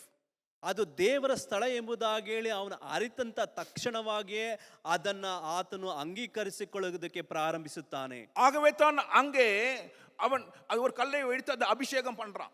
ಆದ್ದರಿಂದಲೇ ಒಂದು ಕಲ್ಲನ್ನು ತೆಗೆದು ಅದರ ತುದಿಯನ್ನು ಆತನು ಅಭಿಷೇಕ ಮಾಡುತ್ತಾ ಇದ್ದಾನೆ. எனக்கு தெரியும், நான் எல்லா ஸ்கில்லும் இருக்குது. எப்படி கள்ளத்தனம் பண்ணணும்னு தெரியும், யாரை ஏமாத்தணும்னு தெரியும், எனக்கு பொழைச்சிக்க தெரியும். சில படங்க எனக்கு பொழைச்சிக்க தெரியும். ஞானம் இருக்குது, புத்தி இருக்குது, பணம் இருக்குது, எல்லாம் இருக்குது. நான் எப்படியா என் பையன் எப்படியாவது பொழைச்சிக்குவான். சில பேர் சொல்லுவாங்க, பெற்றோரும் சொல்லுவாங்க, நான் அவனை பற்றி கவலை இல்லைங்க, அந்த சின்ன பணத்தை தான் கவலை, அந்த பெரியவங்கிறானே அவன் எப்படியாவது பொழைச்சிக்குவான். ஹலோ, ಇಲ್ಲಿ ನೋಡ್ತೇವೆ ಅನೇಕರು ನನ್ನ ಕೌಶಲ್ಯ, ನನಗೆ ಎಲ್ಲ ಜ್ಞಾನ ಗೊತ್ತಿದೆ, ನಾನು ಹೇಗೆ ಬೇಕಾದರೂ ನಾನು ಜೀವನ ಮಾಡಬಹುದು, ನಾನು ಜೀವನ ಸಾಗಿಸಿಕೊಳ್ಳುತ್ತೇನೆ ಎಂಬುದಾಗಿ ಹೇಳ್ತಾರೆ. ಕೆಲವೊಂದು ತಂದೆ ತಾಯಿಗಳು ಹೇಳ್ತಾರೆ, ಹಿರಿಮಗನಿದ್ದಾನಲ್ವಾ, ಆತನು ಯಾವ ರೀತಿಯಾಗಿ ಆದರೂ ತನ್ನ ಜೀವಿತವನ್ನು ಸಾಗಿಸಿ ಬಿಡುತ್ತಾನೆ, ಆತನಿಗೆ ಎಲ್ಲ ಸ್ಕಿಲ್ಸ್, ಎಲ್ಲ ಕೌಶಲ್ಯಗಳು ಆತನಿಗೆ ಗೊತ್ತಿದೆ ಎಂಬುದಾಗಿ ಹೇಳಿ ಅವರು ಕೊಚ್ಚಿಕೊಳ್ಳುತ್ತಾರೆ. இங்க யாக்கோபு என்ன செய்யறான் தெரியுமா? ಇಲ್ಲಿ ಯಾಕೋಬನು ಏನೇ ಮಾಡ್ತಾನೆ ಗೊತ್ತಾ? ஆண்டவரை அவன் வாழ்க்கையில அனுபவிச்சு அவரை ஏற்றுக்கொள்றான். ಅಲ್ಲಿ ದೇವರನ್ನ ಆತನು ಬರಮಾಡಿಕೊಂಡು ದೇವರನ್ನ ಆತನು ಅಂಗೀಕರಿಸಿಕೊಳ್ಳುತ್ತಾನೆ. வேதம் சொல்லுகிறது நீதிமொழியின் புத்தகத்தில் 3ஆம் அதிகாரத்தில் நீதிமொழியின் புத்தகத்தில் Proverbs chapter 3 Proverbs chapter 3 verses 5 to 6 Proverbs 3 5 to 6 ಜ್ಞಾನೋಕ್ತಿಗಳು 3 5ರಿಂದ 5ನೇ ವಚನ ಮತ್ತು 6ನೇ ವಾಕ್ಯ. உன் சுயபுத்தியின் மேல் சாயாமல் உன் முழு இருதயத்தோடும் கர்த்தரில் நம்பிக்கையாயிருந்து உன் வழிகளில் எல்லாம் அவரை நினைத்துக்கொள், அப்பொழுது அவர் உன் பாதைகளை செவ்வைப்படுத்துவார். ಜ್ಞಾನೋಕ್ತಿಗಳು 3 5 ಮತ್ತು 6ನೇ ವಾಕ್ಯ ಈ ರೀತಿಯಾಗಿ ಹೇಳಲ್ಪಡುತ್ತದೆ. ಸ್ವಬುದ್ಧಿಯನ್ನೇ ಆಧಾರ ಮಾಡಿಕೊಳ್ಳದೆ ಪೂರ್ಣ ಮನಸ್ಸಿನಿಂದ ಯೆಹೋವನಲ್ಲಿ ಭರವಸವಿಡು, ನಿನ್ನ ಎಲ್ಲಾ ನಡವಳಿಯಲ್ಲಿ ಆತನ ಚಿತ್ತಕ್ಕೆ ವಿಧೇಯನಾಗಿರು, ಆತನೇ ನಿನ್ನ ಮಾರ್ಗಗಳನ್ನು ಸರಾಗ ಮಾಡುವನು. அல்லேலூயா ಹಲ್ಲೆಲೂಯಾ, அல்லேலூயா. ಹಲ್ಲೆಲೂಯಾ. யாக்கோப்பு அதை ரியலைஸ் பண்ணிட்டான். ಆ ಯಾಕೋಬನು ಅದನ್ನು ಅರ್ಥಕೊಂಡು ಬಿಟ್ಟನು. ಈಗ நான் என் சுயபுத்தியிலே சாயாதபடிக்கு, என் பலத்திலே சாயாதபடிக்கு, என் ஞானத்திலே சாயாதபடிக்கு என் வழிகளை ஆண்டவருக்கு நான் ஒப்புவிப்பேன். ಆತನನ್ನ ಸ್ವಂತ ಬಲದಿಂದಲೇ ಸ್ವಂತ ಜ್ಞಾನವನ್ನು ಅವಲಂಬಿಸಿದಂತೆ ನಾನು ದೇವರನ್ನು ಅವಲಂಬಿಸುತ್ತೇನೆ ಎಂಬುದಾಗಿ ಹೇಳಿ, அப்பொழுது அவர் என் பாதைகளை செவ்வைப்படுத்துவார். ಆಗ ದೇವರು ತನ್ನ ಮಾರ್ಗವನ್ನು ಆತನು ಸರಾಗ ಮಾಡುತ್ತಾನೆ. அல்லேலூயா ಹಲ್ಲೆಲೂಯಾ, அல்லேலூயா. ಹಲ್ಲೆಲೂಯಾ. இந்த வருஷத்துல ஆண்டவரை அக்னாலேஜ் பண்ணு, அவரை ஏற்றுக்கோ, உன்னுடைய காரியத்தை ஆண்டவருக்கு ஒப்புவிச்சிடு. ಈ ವರ್ಷದಲ್ಲಿ ದೇವರನ್ನು ನೀನು ಅರಿಕೆ ಮಾಡು, ನಿನ್ನ ಮಾರ್ಗಗಳನ್ನ ಆತನಿಗೆ ಒಪ್ಪಿಸಿಕೊಡು. அங்கே தாவீதின் வாழ்க்கையில ஒரு காரியத்தை கவனிக்கின்றோம். ಅಲ್ಲಿ ದಾವೀದನ ಜೀವಿತದಲ್ಲಿ ನಾವು ನೋಡುತ್ತೇವೆ. அது 1 சாமுவேல் புத்தகத்திலே 17ஆம் அதிகாரத்திலே 45ஆம் வசனத்தில் வருகின்றது. 1 சாமுவேல் புத்தகம் 1 Samuel chapter 17 verse 45. 1 Samuel chapter 17 verse 45 it says, அது என்ன சொல்றாரு, அங்கே தாவீது கோலியாத்தை அங்க சண்டை செய்யும்படியே கடந்து போறான். ஆனா போகும்போது அவன் ஒரு வார்த்தையை சொல்றான், நான் என் பலத்தோடு, என்னுடைய சக்தியோடு, என்னுடைய ஞானத்தினாலே, என்னுடைய ஸ்கில்னாலே நான் உன்னை கொண்டுடுவேன் அப்படின்னு சொல்லவே இல்லை. அவன் போறான், ஒரு வார்த்தை சொல்றான், ஹலோ கோலியாத்தே, நீ உன் பட்டயத்தோட வர, உன் ஈட்டியோட வர, உன்னோட கேடகத்தோட வர, எல்லாவற்றிலும் வர, ஆனால் நானும் இஸ்ரவேலின் தேவனாகிய கர்த்தருடைய நாமத்திலே நான் கடந்து வருகின்றேன். யார் பலத்துல? It is not my strength, it is not my power, but I come in the name of a God of Israel. ನೋಡಿರಿ, ಇಲ್ಲಿ 1 ಸಮುವೇಲನ ಬರೆದ ಪತ್ರಿಕೆಯಲ್ಲಿ ಅಧ್ಯಾಯದಲ್ಲಿ 1 ಸಮುವೇಲ 17ನೇ ಅಧ್ಯಾಯದ 45ನೇ ವಾಕ್ಯದಲ್ಲಿ ಈ ರೀತಿಯಾಗಿದೆ, ಆತನು ದಾವೀದನು ಅಲ್ಲಿ ಯುದ್ಧಕ್ಕಾಗಿ ಹಾದು ಹೋಗುತ್ತಾ ಇದ್ದಾನೆ. ಯುದ್ಧದ ಸಮಯದಲ್ಲಿ ಗೋಲಿಯಾತನನ್ನು ನೋಡಿ ಈ ರೀತಿಯಾಗಿ ಹೇಳ್ತಾನೆ. ಆಗ ದಾವೀದನು ಅವನಿಗೆ, ನೀನು ಈಟಿ ಕತ್ತಿ ಬರ್ಜಿಗಳೊಡನೆ ನನ್ನ ಬಳಿಗೆ ಬರುತ್ತಿ, ನಾನಾದರೂ ನೀನು ಈಡಾಡಿಸಿದಂತಹ ಸೇನಾಧೀಶ್ವರನಾದ ಇಸ್ರಾಯೇಲ್ನ ಯುದ್ಧ ಭಟ್ಟರ ದೇವರು ಆಗಿರುವ ಯೆಹೋವನ ನಾಮದೊಡನೆ ನಿನ್ನ ಬಳಿಗೆ ಬರುತ್ತೇನೆ ಎಂಬುದಾಗಿ ಆತನ ಅರಿಕೆ ಮಾಡುವನಾಗಿದ್ದಾನೆ. ஹல்லேலூயா, ஹல்லேலூயா, ஹல்லேலூயா, ஹல்லேலூயா. ஸோ யாக்கோப் பாருங்க, ஆண்டவரை அக்னாலேஜ் பண்ணிட்டான். அவன் வாழ்க்கையில, ஆண்டவரே, இது முன்ன நான் ஓடினா என்னோட வாழ்க்கை சுகமா இருக்க வேண்டும் என்றால், வெற்றியா இருக்க வேண்டும் என்றால், நீ சொன்ன வார்த்தையெல்லாம் நான் கேட்டேன், நான் முழுதுமாய் அங்கீகரித்துக் கொள்கிறேன். நீங்க வாங்க, என்னோட கூட வாங்க, என்ன நீ நடத்துங்க, எனக்கு ஞானத்தை கொடுங்க, எனக்கு ஆண்டவரே பாதுகாப்பு தாருங்க, என்னை நீங்களே கொண்டு வந்து சேருங்கன்னு எல்லாத்தையும் ஒத்துக்கிறோம். அப்படியே ಅಲ್ಲಿ ನೋಡಿರಿ, ಯಾಕೋಬನು ತನ್ನನ್ನು ದೇವರಿಗೆ ಮುಂದೆ ಆತನು ತನ್ನನ್ನು ಆರಿಕೆ ಮಾಡಿ ಕೊಡುತ್ತಾನೆ. ದೇವರ ಸಮ್ಮುಖದಲ್ಲಿ ಹೇಳುತ್ತಾನೆ, ದೇವರೇ, ನೀನೇ ನನ್ನ ಸಂಗಡವಾಗಿ ಬರುತ್ತಿ ಎಂಬುದಾಗಿ ನಾನು ತಿಳಿದಿದ್ದೇನೆ, ನನಗೆ ಬಲವನ್ನು ಕೊಡುವಂಥವನು ನೀನೇ, ನನಗೆ ಜಯವನ್ನು ಕೊಡುವಂಥವನು ನೀನೇ ಎಂಬುದಾಗಿ ಹೇಳಿ ದೇವರನ್ನು ಆತನು ಅಂಗೀಕರಿಸಿಕೊಂಡು ಅದನ್ನು ಆರಿಕೆ ಮಾಡುವನಾಗಿ ಕಾಣಲ್ಪಡುತ್ತಾ ಇದ್ದಾನೆ. செகண்ட் நாம் கவனிக்கின்றோம், ಎರಡನೇದಾಗಿ ಗಮನಿಸ್ತೇವೆ, அந்த கல்லை எடுத்து அது எண்ணெயினாலே அபிஷேகம் பண்றானா. ಆ ಕಲ್ಲನ್ನು ತೆಗೆದು ಆತನು ಎಣ್ಣೆಯಿಂದ ಅಭಿಷೇಕ ಮಾಡುತ್ತಾನೆ. அர்த்தம் என்ன? ಅರ್ಥವೇನು? அவன் சுத்திகரிக்கின்றான். ಆತನು ಅದನ್ನು ಶುದ್ಧೀಕರಿಸುತ್ತಾನೆ. He sanctifies the stone. படுத்திருந்த கல்லை எடுத்து அதுல தங்க தரிசனத்தை கவனிக்கிறான்.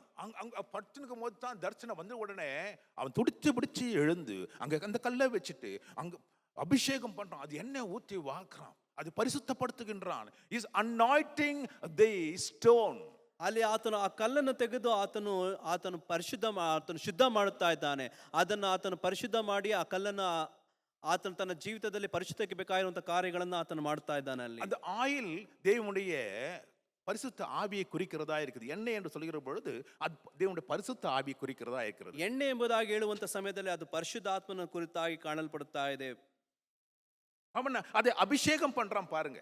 ಆತನು ಅದನ್ನು ಅಭಿಷೇಕ ಮಾಡುತ್ತಾ ಇದ್ದಾನೆ ನೋಡಿ. எப்பொழுது பரிசுத்த ஆவியை நாம் நமக்குள்ளே அலோ பண்றோமோ, அந்த எண்ணெயை நாம் எப்பொழுது பூசுகின்றோமோ, நமக்குள்ளே இருக்கதான அசுத்தங்கள் எல்லாம் கலைந்து போகும். ಯಾವಾಗ ನಾವು ಪರಿಶುದ್ಧ ಆತ್ಮನನ್ನ ನಾವು ಹಚ್ಚುವುದಕ್ಕೆ ಪ್ರಾರಂಭಿಸುತ್ತೀವೋ, ನಮ್ಮಲ್ಲಿರುವಂಥ ಎಲ್ಲ ಕೊಳಕುಗಳು ಅದು ನೀಗಲ್ಪಡುತ್ತದೆ. ಪರಿಶುದ್ಧಾತ್ಮನು ನಮ್ಮಲ್ಲಿ ಬರುವಂಥ ಸಮಯದಲ್ಲಿ ಎಲ್ಲ ನಮಗೆ ಬೇಡದಿರುವಂಥ ಕಾರ್ಯಗಳನ್ನು ತೆಗೆದುಹಾಕುವಂಥದ್ದಾಗಿದೆ.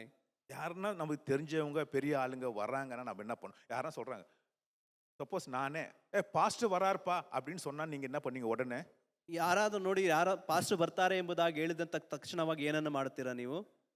வீட்டில் ಮನೆಯಲ್ಲಿ ಏನನ್ನು ಮಾಡ್ತೀರಾ?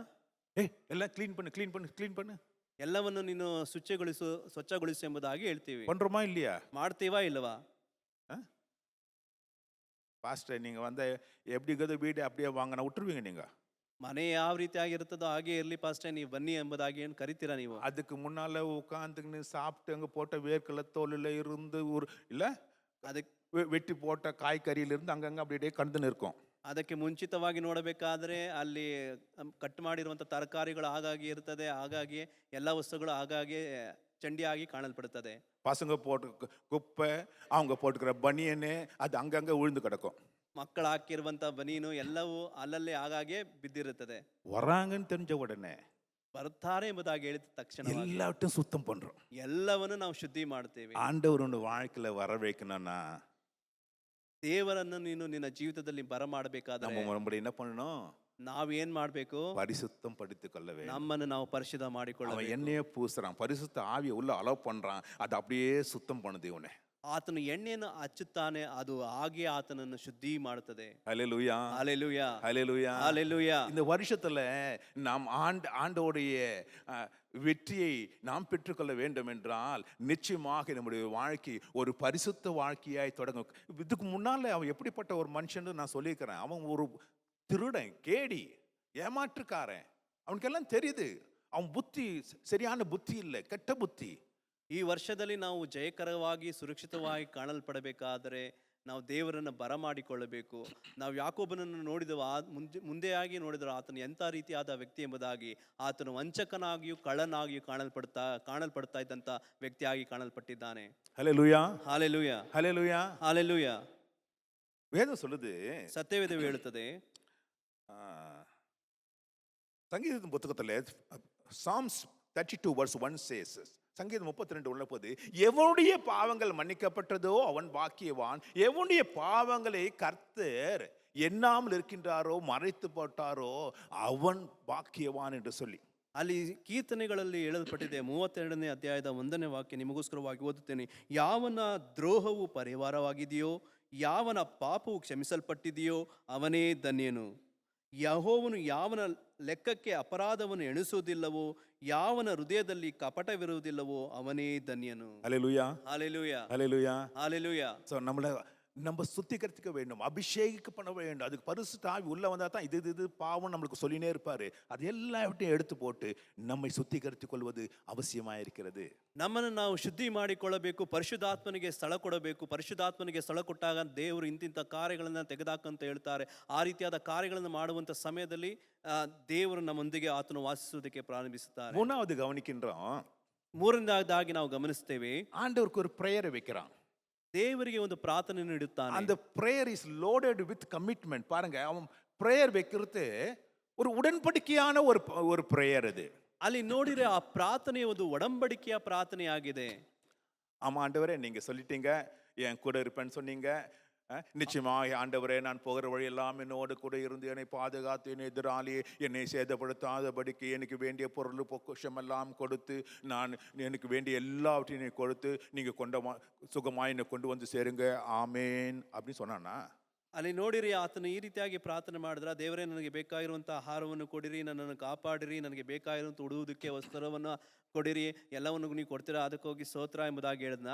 நம்ம அதான் எடுக்கணும். டெய்லி நம்முடைய ப்ரேயர் என்ன, காலையிலையும் மாலையிலையும் நைட்டும், ஆண்டவரே என்னை பாதுகாத்துக்கொள்ளும், என் ஒய்ஃபை பாதுகாத்துக்கொள்ளும், என் பிள்ளைங்களை பாதுகாத்துக்கொள்ளும், அதை கூட ஆண்டவரே இது ஒன்று முடியவில்லை, ஆண்டவரே அது நடக்கவில்லை, எனக்கு காலி கொஞ்சம் இழுத்துன்னு இருக்குது, என் தலையில் கொஞ்சம் நோவு இருக்குது, ஆண்டவரே சுகம் கொடுங்க ஆண்டவரே, ஆமேன். ನಮ್ಮ ಪ್ರಾರ್ಥನೆ ಯಾವ ರೀತಿ ಆಗಿದೆ, ದೇವರೇ ನನ್ನನ್ನು ಕಾಪಾಡು, ನಮ್ಮ ಹೆಂಡತಿಯನ್ನು ಕಾಪಾಡು, ನನ್ನ ಮಕ್ಕಳನ್ನು ಕಾಪಾಡು ಎಂಬುದಾಗಿ ಹೇಳಿ, ನನಗೆ ಕಾಲು ಸ್ವಲ್ಪ ಊತವಾಗಿದೆ, ಅದನ್ನು ನೋಡಿಕೋ ದೇವರೇ, ಗಾಯವಿಲ್ಲದವಾಗಿ ಮಾಡು ಎಂಬುದಾಗಿ ಈ ರೀತಿಯಾದ ಪ್ರಾರ್ಥನೆಗಾಗಿ ನಮ್ಮ ಪ್ರಾರ್ಥನೆ ಕಾಣಲ್ಪಡ್ತಾ ಇದೆಯಾ? ஆமேன். ಆಮೇನ್. ஆமாம், அதான் ஆமாம், வேற என்ன பண்ண, அதான் ப்ரே பண்ணுறோம் நம்மளது எல்லாம். ஆண்டவர்கிட்டே இதை கொடு, இதை கொடு, இதை கொடு, இதை கொடு, இதை கொடு ஆண்டவரே, லிஸ்ட் போட்டு வச்சுக்கிறேன் ஆண்டவர், கொஞ்சம் மறந்துட்டேன் ஆண்டவரை, நான் காலையில் எழுதி வந்து அந்த லிஸ்ட்டையும் உங்ககிட்ட கொடுத்துட்றேன் ஆண்டவர், இதையும் அது கூட சேர்த்து வச்சுங்க, நேற்று நைட்டு சொன்னேன் இல்லையா, அது கூட இந்த காலையில் லிஸ்ட்டையும் கொஞ்சம் சேர்த்து வச்சுக்கணும், அதுவே பெண்டிங் இருக்குது, இதெல்லாம் டிக்கு டிக்கு டிக்கு, இது இன்னும் வரல. ದೇವರೇ ಅದನ್ನು ಕೊಡು, ಇದನ್ನು ಕೊಡು ದೇವರೇ, ಇದೆಲ್ಲ ಬಾಕಿ ಆಗಿದೆ, ಬೆಳಗ್ಗೆ ಪ್ರಾರ್ಥನೆ ಮಾಡೋದು ಮರೆತು ಬಿಟ್ಟೆ ದೇವರೇ, ಇನ್ನು ಮತ್ತೆ ಇದು ಕಂಟಿನ್ಯೂ ಮಾಡ್ತಾ ಇದ್ದೀನಿ, ಇದೆಲ್ಲ ಕೊಡು ದೇವರೇ ಎಂಬುದಾಗಿ ಹೇಳಿ ನಮ್ಮ ಪ್ರಾರ್ಥನೆ ಕಾಣಲ್ಪಡ್ತಾ ಇದೆಯಾ? ஆமேன். ಆಮೇನ್. இதெல்லாம் டிக் ஆயிருக்குது ஆண்டவரே, இன்னும் டிக் ஆகாது, இவ்வளோ பெண்டிங் வச்சுருக்கிறீங்க நீங்கள், ಇದೆಲ್ಲ ನೀನು ಮಾಡಿಕೊಟ್ಟಿದ್ಯಾ, ನಾನು ಅಲ್ಲಿ ಟಿಕ್ ಮಾಡ್ಕೊಂಡಿದ್ದೀನಿ, ಇದೆಲ್ಲ ಮಾಡಿಕೊಟ್ಟಿಲ್ಲ ದೇವರೇ, ಇದೆಲ್ಲ ಪೆಂಡಿಂಗ್ ಇದೆ ನೋಡಿ ದೇವರೇ ಎಂಬುದಾಗಿ ಏನು ಹೇಳ್ತಾ ಇದೀವ? ரிமைண்டர் 1, ரிமைண்டர் 2, ரிமைண்டர் 3, காலையில் மதியானம் நைட்டு, ரிமைண்டர் 2, 1, 3, 4, 5, 6 ஆண்டவரே. அப்புறம் சில பேருங்க வருஷ கணக்காக ஜெபித்து கொண்டிருக்கிறேன் ஆண்டவரே, உமக்கு காதில் விழல. ಅಲ್ಲಿ ನಾವು ದೇವರಿಗೆ ಹೇಳ್ತೀವಿ, ದೇವರೇ ನೋಡು ಇಷ್ಟೇ, ಮತ್ತೆ ಮತ್ತೆ ಎಚ್ಚರಗೊಳಿಸ್ತಾ ಇರ್ತೀವಿ, ದೇವರೇ ಇದೆಲ್ಲ ಆಗಿಲ್ಲ ನೋಡಿ, ಇದೆಲ್ಲ ಆಗಿಲ್ಲ ನೋಡಿ, ಇದೆಲ್ಲ ಹೋದ ವರ್ಷದ ಪ್ರೇಯರ್, ಇದೆಲ್ಲ ಪೆಂಡಿಂಗ್ ಇದೆ ಎಂಬುದಾಗಿ ಹೇಳಿ, ಇದೆಲ್ಲ ಮಾಡಿಕೊಡಿ ದೇವರೇ ಎಂಬುದಾಗಿ ನಾವು ಪೀಠಿಕೆಗಳನ್ನ ಇಡ್ತಾ ಇರ್ತೀವಿ. இங்க யாக்கோப்பு வேறு விதமான ஒரு ஜெபத்தை பண்றான். ಆದರೆ ಇಲ್ಲಿ ಯಾಕೋಬನು ಬೇರೆ ರೀತಿಯಾದ ಪ್ರಾರ್ಥನೆಯನ್ನು ಮಾಡ್ತಾ ಇದ್ದಾನೆ. நீங்க சொல்லிட்டீங்க ஆண்டவரே, that's enough. ದೇವರೇ ನೀನು ಹೇಳ್ಬಿಟ್ರಿ ಅಷ್ಟೇ, ಮುಗೀತು ದೇವರೇ ಸಾಕು, நான் ஒண்ணு பண்றேன், ನಾನು ಒಂದನ್ನು ಮಾಡುತ್ತೇನೆ, நீங்க இதெல்லாம் பண்ற சொல்லிட்டீங்க, ನೀವು ಇದನ್ನೆಲ್ಲ ಮಾಡ್ತೀರಾ ಎಂಬುದಾಗಿ ಹೇಳ್ಬಿಟ್ರಿ, நானும் உங்களுக்கு கமிட்மெண்ட் கொடுக்குறேன், ನಾನು ನಿಮಗೆ ಒಂದು ಒಡಂಬಡಿಕೆಯನ್ನು ಮಾಡಿಕೊಳ್ತೇನೆ. நானும் இந்த இடத்துல வரும்பொழுது, ನಾನು ಈ ಸ್ಥಳಕ್ಕೆ ಬರುವಂತ ಸಮಯದಲ್ಲಿ நீ என்னை திருப்பி கொண்டு வருகிற பொழுது, ನೀವು ನನ್ನನ್ನು ಮತ್ತೆ ಈ ಸ್ಥಳದಲ್ಲಿ ಹಿಂತಿರುಗಿ ಕರ್ಕೊಂಡು ಬರುವಂತ இந்த ಸಮಯದಲ್ಲಿ இடத்துல மறுபடியும் ஒரு ஆல்டர் கட்டுவேன் நானு, ಮತ್ತೆ ಈ ಸ್ಥಳದಲ್ಲಿ ನಾನು ಒಂದು ಬಲಿಪೀಠವನ್ನು ನಾನು ಕಟ್ಟುತ್ತೇನೆ, உமக்கு நன்றி உள்ள ஒரு ஆராதனை எடுப்பேன், ನಿನಗೆ ಒಂದು ಕೃತಜ್ಞತೆ ಉಳ್ಳ ಆರಾಧನೆಯನ್ನು ನಾನು ಏರ್ಪಡಿಸುತ್ತೇನೆ. எனக்கு நீங்க கொடுக்கிற ஆசீர்வாதத்துல ನೀನು ನನಗೆ ಕೊಡಲ್ಪಡುವಂತ ಆಶೀರ್ವಾದದಲ್ಲಿ 10ல ஒரு பங்கு நான் உங்களுக்கு தந்துருவேன், 10ರಲ್ಲಿ ಒಂದು ಭಾಗವನ್ನು ನಾನು ನಿನಗೆ ಕೊಟ್ಟು ಬಿಡುತ್ತೇನೆ. நீங்க கொடுக்கிற ஆசீர்வாதத்துல எல்லாத்துலயும் நான் உங்களுக்கு பங்கு திருப்பி கொடுத்துருவேன் ஆண்டவரே. ನೀನು ಕೊಡುವಂತ ಆಶೀರ್ವಾದದಲ್ಲಿ ಎಲ್ಲದರಲ್ಲಿಯೂ ನಾನು 10ರಲ್ಲಿ ಒಂದು ಭಾಗವನ್ನು ಕೊಟ್ಟು ಬಿಡುತ್ತೀನಿ ದೇವರೇ. ஹலோ, இது பணத்தை பத்தி நான் பேசல, ಇಲ್ಲಿ ನಾವು ಹಣದ ಬಗ್ಗೆ ನಾವು ಮಾತನಾಡುತ್ತಿಲ್ಲ. தசம பாகம்னா பாஸ்ட் இவர் பேச மாட்டார், இப்போ திருப்பி ஆரம்பிச்சிட்டார், கொஞ்சம் காலமா பாஸ்டர் தசம பாகத்தை பேசுறார். Hello, I don't want your money, உங்க பணம் எங்களுக்கு தேவையில்லை. ಇಲ್ಲಿ ದಶಮ ಭಾಗವನ್ನು ಕುರಿತಾಗಿ ಮಾತನಾಡ್ತಿಲ್ಲ, ಪಾಸ್ಟ್ ಸ್ವಲ್ಪ ದಿನ ಬಿಟ್ಟಿದ್ರು, ಮತ್ತೆ ಇದನ್ನು ಪ್ರಾರಂಭಿಸಿದ್ದಾರೆ ಎಂಬುದಾಗಿ ಹೇಳಿ ಅನ್ಕೊಳ್ಳಬೇಡಿರಿ. ಇಲ್ಲಿ ಹಣದ ಕುರಿತಾಗಿ ನಾವು ಮಾತನಾಡುತ್ತಾ ಇಲ್ಲ. நான் உங்களுக்கு அடிக்கடி சொல்ற காரியம், ನಾವು ಇಲ್ಲಿ ಆಗಾಗ ಹೇಳುವಂತ ಕಾರ್ಯ, அவர் God is not debtor to anybody, எந்த ஒரு மனுஷனுக்கும் கடவுள் கடனாளி அல்ல. ಯಾವೊಬ್ಬ ಮನುಷ್ಯನಿಗೂ ಸಹ ದೇವರು ಸಾಲಗಾರನಲ್ಲ. அவர் வச்சுக்கவே மாட்டார், நீ ஒரு பங்கு கொடுத்தனா 10 பங்கு திருப்பி கொடுத்துருவார். ಅವರು ಇಟ್ಟಿಕೊಳ್ಳುವುದೇ ಇಲ್ಲ. ನೀವು ಒಂದು ಭಾಗವನ್ನು ಕೊಡುವುದಾದ್ರೆ ಅವರು 10 ಭಾಗವನ್ನು ಅವರು ನಿಮಗೆ ಕೊಡುವಂತವರಾಗಿದ್ದಾರೆ. அப்போ 90% பாருங்க, ஆண்டவர் இன்னும் 9 டைம்ஸ் நம்ம மல்டிப்ளை பண்ணி திரும்பி கொடுத்துருவான்ற. ಅಲ್ಲಿ ದೇವರು ನೋಡಿರಿ, ನಮಗೆ 9 ಸಾರಿ ಆತನು ಮಲ್ಟಿಪ್ಲೈ ಮಾಡಿ ಕೊಟ್ಬಿಡ್ತಾನೆ.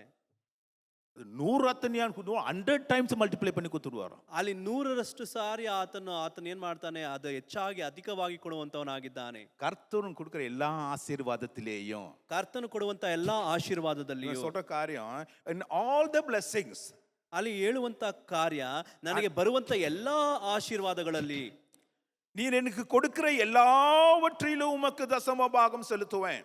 ನೀನು ಕೊಡುವಂತ ಎಲ್ಲದರಲ್ಲಿಯೂ ನಾನು ದಶಮ ಭಾಗವನ್ನು ನಾನು ಕೊಡುತ್ತೇನೆ. ஹல்லேலூயா, ஹல்லேலூயா, ஹல்லேலூயா, ஹல்லேலூயா. எல்லாவற்றிலேயும், ಎಲ್ಲಾ ಕಾರ್ಯಗಳಲ್ಲಿಯೂ உனக்கு கொடுக்கிற ஞானத்துல ನಾನು ನಿನಗೆ ಕೊಡುತ್ತೇನೆ. ಜ್ಞಾನದಲ್ಲಿಯೂ ஆண்டவர் கொஞ்சம் உனக்கு கொடுத்த ஞானத்துல கொஞ்சம் ஆண்டவருக்கு யூஸ் பண்ணு, உனக்கு கொடுத்துற ஸ்கில்ல ஆண்டவர் கொஞ்சம், உனக்கு கொடுத்துற பணத்துல ஆண்டவர் கொஞ்சம் யூஸ் பண்ணு, உனக்கு கொடுக்குற நேரத்துல ஆண்டவர் கொஞ்சம் யூஸ் பண்ணு.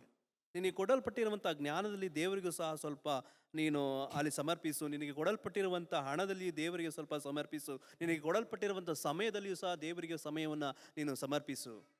அவர் ஆண்டவர் நமக்கு எல்லா இனி என்னென்ன ஆசீர்வாதம் ஆண்டத்துல கேட்கிறியோ ನೀನು ಯಾವ್ಯಾವ ಆಶೀರ್ವಾದವನ್ನು ದೇವರ ಬಳಿಯಲ್ಲಿ ಕೇಳುತ್ತೀಯೋ அது எல்லாவற்றிலும் ஆண்டவருக்கு நீ கொடு என்று வேதம் சொல்லுகின்றது. ಅದೆಲ್ಲವನ್ನು ನೀನು ದೇವರಿಗೆ ಕೊಡು ಎಂಬುದಾಗಿ ಸತ್ಯವೇದವು ಹೇಳುತ್ತದೆ. இங்க கமிட்மெண்ட் கொடுக்குறான் யாக்கோபு, ஆண்டவரே இதெல்லாம் நான் செய்வேன். ಇಲ್ಲಿ ಆತನು ಒಂದು ಒಪ್ಪಂದವನ್ನು ಮಾಡಿಕೊಳ್ಳುತ್ತಾನೆ ದೇವರ ಸಂಗಡವಾಗಿ, ಇದೆಲ್ಲ ದೇವರೇ ನಾನು ಮಾಡ್ತೇನೆ. அல்லேலூயா, ಹಾಲೆಲೂಯ, அல்லேலூயா. ಹಾಲೆಲೂಯ. ஆண்டவரே இதெல்லாம் நீ கொடுன்றதுக்கு பதிலாக ஆண்டவரே நீ கொடுக்கறதெல்லாம் நான் இதெல்லாம் திருப்பி கொடுத்துருவேன் ஆண்டவர். ದೇವರೇ ನೀನು ನನಗೆ ಇದೆಲ್ಲ ಕೊಡು ಎಂಬುದಾಗಿ ಕೇಳುವುದರ ಬದಲು ನೀನು ಕೊಟ್ಟಿರುವುದ ಎಲ್ಲದರಲ್ಲೂ ನಾನು ಇದನ್ನು ಕೊಡುತ್ತೇನೆ ಎಂಬುದಾಗಿ ಹೇಳುತ್ತಾನೆ. அதுதான் ಅದುವೇ உன் கமிட்மெண்ட் ஆண்டுக்கு நீ உனக்கு ஆண்டவர் உனக்கு ஆசீர்வாதம் கொடுக்கற இல்லைன்னுப்பா, உன்னுடைய கமிட்மெண்ட் என்ன வாங்கிக்கணும் அப்படியே சாப்பிட்டு தொடச்சிட்டு போயின்னு இருக்கிறதுக்கா? ಕರ್ತನ ನಿನಗೆ ಆಶೀರ್ವಾದ ಕೊಡುತ್ತಾನೆ, ಅದಕ್ಕೆ ಬದಲಾಗಿ ನೀನು ಅದನ್ನ ತಿಂದು ತೇಗೆ ಹಾಗೆ ಹಾದು ಹೋಗಬೇಕಾ? உங்க அம்மா அப்பாவே ஒத்துக்க மாட்டாங்க உங்களை. அப்படி சாப்பிட்டு சாப்பிட்டு வாய் தொடச்சின்னு போனீங்கன்னா உங்க அம்மா அப்பாவே ஒத்துக்க மாட்டாங்க. ನೀವು ತಿಂದು ತಿಂದು ತಿಂದು ಮಕ್ಕ ಒರೆಸ್ಕೊಂಡು ಹೋಗ್ತಾ ಇದ್ರೆ ನಿಮ್ಮ ಅಪ್ಪ ಅಮ್ಮನೇ ಬಿಡುವುದಿಲ್ಲ. அவங்க என்ன சொல்லுவாங்க? ಅವ್ರೇನು ಹೇಳ್ತಾರೆ? இது ஒரு தண்ட சோறு. ಇದೊಂದು ದಂಡಪಿಂಡ. ஹலோ ಹಲೋ, என் பையன் எப்படிங்க? ನಿನ್ನ ಮಕ್ಕಳು ಹೇಗೆ? அது ஒரு தண்ட சோறு. ಅದೊಂದು ದಂಡಪಿಂಡ. தண்டமா போட்டுக்கிறேன் சாப்பாட்டை. ದಂಡವಾಗಿ ನಾನು ಹಾಕ್ತಾ ಇದ್ದೀನಿ ஒரு ஒரு நாள் ஆண்டவர் பார்த்து நம்மளை பார்த்து இது ஒரு தண்ட சோறு. ಒಂದು ದಿನ ದೇವರು ನೋಡಿ ಹೀಗೆ ಹೇಳುವುದಾದ್ರೆ ಇದೊಂದು ದಂಡಪಿಂಡ ಎಂಬುದಾಗಿ ಹೇಳಿ எவ்வளோ ஆசீர்வாதம் கொடுத்துக்கிறேன், ஒன்னோட திரும்பி வர மாட்டேன்னு. ಎಷ್ಟೋ ಆಶೀರ್ವಾದವನ್ನು ನಾನು ಕೊಡ್ತಾ ಇದ್ದೀನಿ, ಒಂದು ಹಿಂತಿರುಗಿ ಬರ್ತಾರೆ. யாக்கோபு ஒரு சேஞ்ச் பண்றான் பிரேயரை. ಇಲ್ಲಿ ನೋಡಿ ಯಾಕೋಬನು ಒಂದು ವಿಭಿನ್ನವಾದ ಪ್ರಾರ್ಥನೆಯನ್ನು இந்த ಮಾಡ್ತಾನೆ. வருஷத்துல நாம ஆண்டவர் திஸ் இஸ் மை கமிட்மெண்ட். ಈ ದಿನದಲ್ಲಿ ದೇವರಿಗೆ ಹೇಳಿರಿ, ದೇವರೇ ಇದುವೇ ನನ್ನ ಒಂದು ಒಡಂಬಡಿಕೆ ಆಗಿದೆ ದೇವರೇ ಎಂಬುದಾಗಿ ಹೇಳಿ. நான்காவது கவனிக்கின்றான். ನಾಲ್ಕನೇದಾಗಿ ನಾವು ಗಮನಿಸ್ತೇವೆ, அவன் பாருங்க ஆண்டவர் சொன்னதை அப்படியே நம்பிட்டான். ದೇವರು ಹೇಳಿದ್ದನ್ನು ಹಾಗೆ ನಂಬಿದ್ದನು ಅವನು.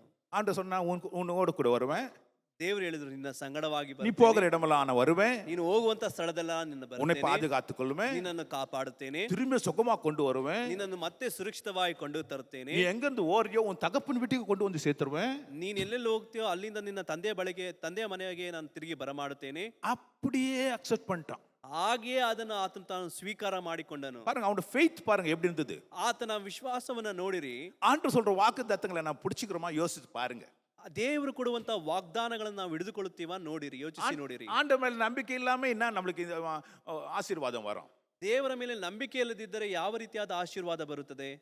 அங்க தாவி சொல்லும்போது நான் என் கர்த்தருடைய நாமத்திலே கடந்து வர நான் உன் தலையை வெட்டி போட்டுருவேன்னு சொல்லி போயிருக்கிறான். ಅಲ್ಲಿ ದಾವಿದನು ಹೇಳ್ತಾನೆ, ನಾನು ಕರ್ತನ ನಾಮದಲ್ಲಿ ಬರುತ್ತೇನೆ, ನಿನ್ನ ತಲೆಯನ್ನು ತೆಗೆದು ಹೋಗುತ್ತೇನೆ ಎಂಬುದಾಗಿ ಆತನು ನಂಬಿಕೆ ಮುಖಾಂತರವಾಗಿ ಹೇಳ್ತಾ ಇದ್ದಾನೆ.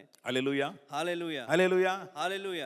நம்பிக்கை இல்லாம ஆண்டவருடைய வெற்றியையோ ஆண்டவருடைய பாதுகாப்பை பெற்றுக்கொள்ள முடியாது. ನಂಬಿಕೆ ಇಲ್ಲದೆ ದೇವರ ಆಶೀರ್ವಾದವನ್ನು, ದೇವರ ಕಾಯುವಿಕೆಯನ್ನು ಹೊಂದಿಕೊಳ್ಳುವುದಕ್ಕೆ ಆಗುವುದಿಲ್ಲ. அல்லேலூயா, ಹಾಲೆಲೂಯ, அல்லேலூயா, ಹಾಲೆಲೂಯ. ஒருவேளை நம்மளுக்கு எல்லாம் தெரியாம இருக்க, வெற்றி நம்ம கண் முன்னால் தெரியாம இருக்கலாம், ஆனா நம்பு, ஆண்டவரை நம்பு. ಒಂದು ವೇಳೆ ಜಯವು ನಮ್ಮ ಮುಂದಗಡೆ ಅದು ಕಾಣಿಸದೇ ಇರಬಹುದು, ಆದ್ರೆ ನೀನು ದೇವರನ್ನ ನಂಬು.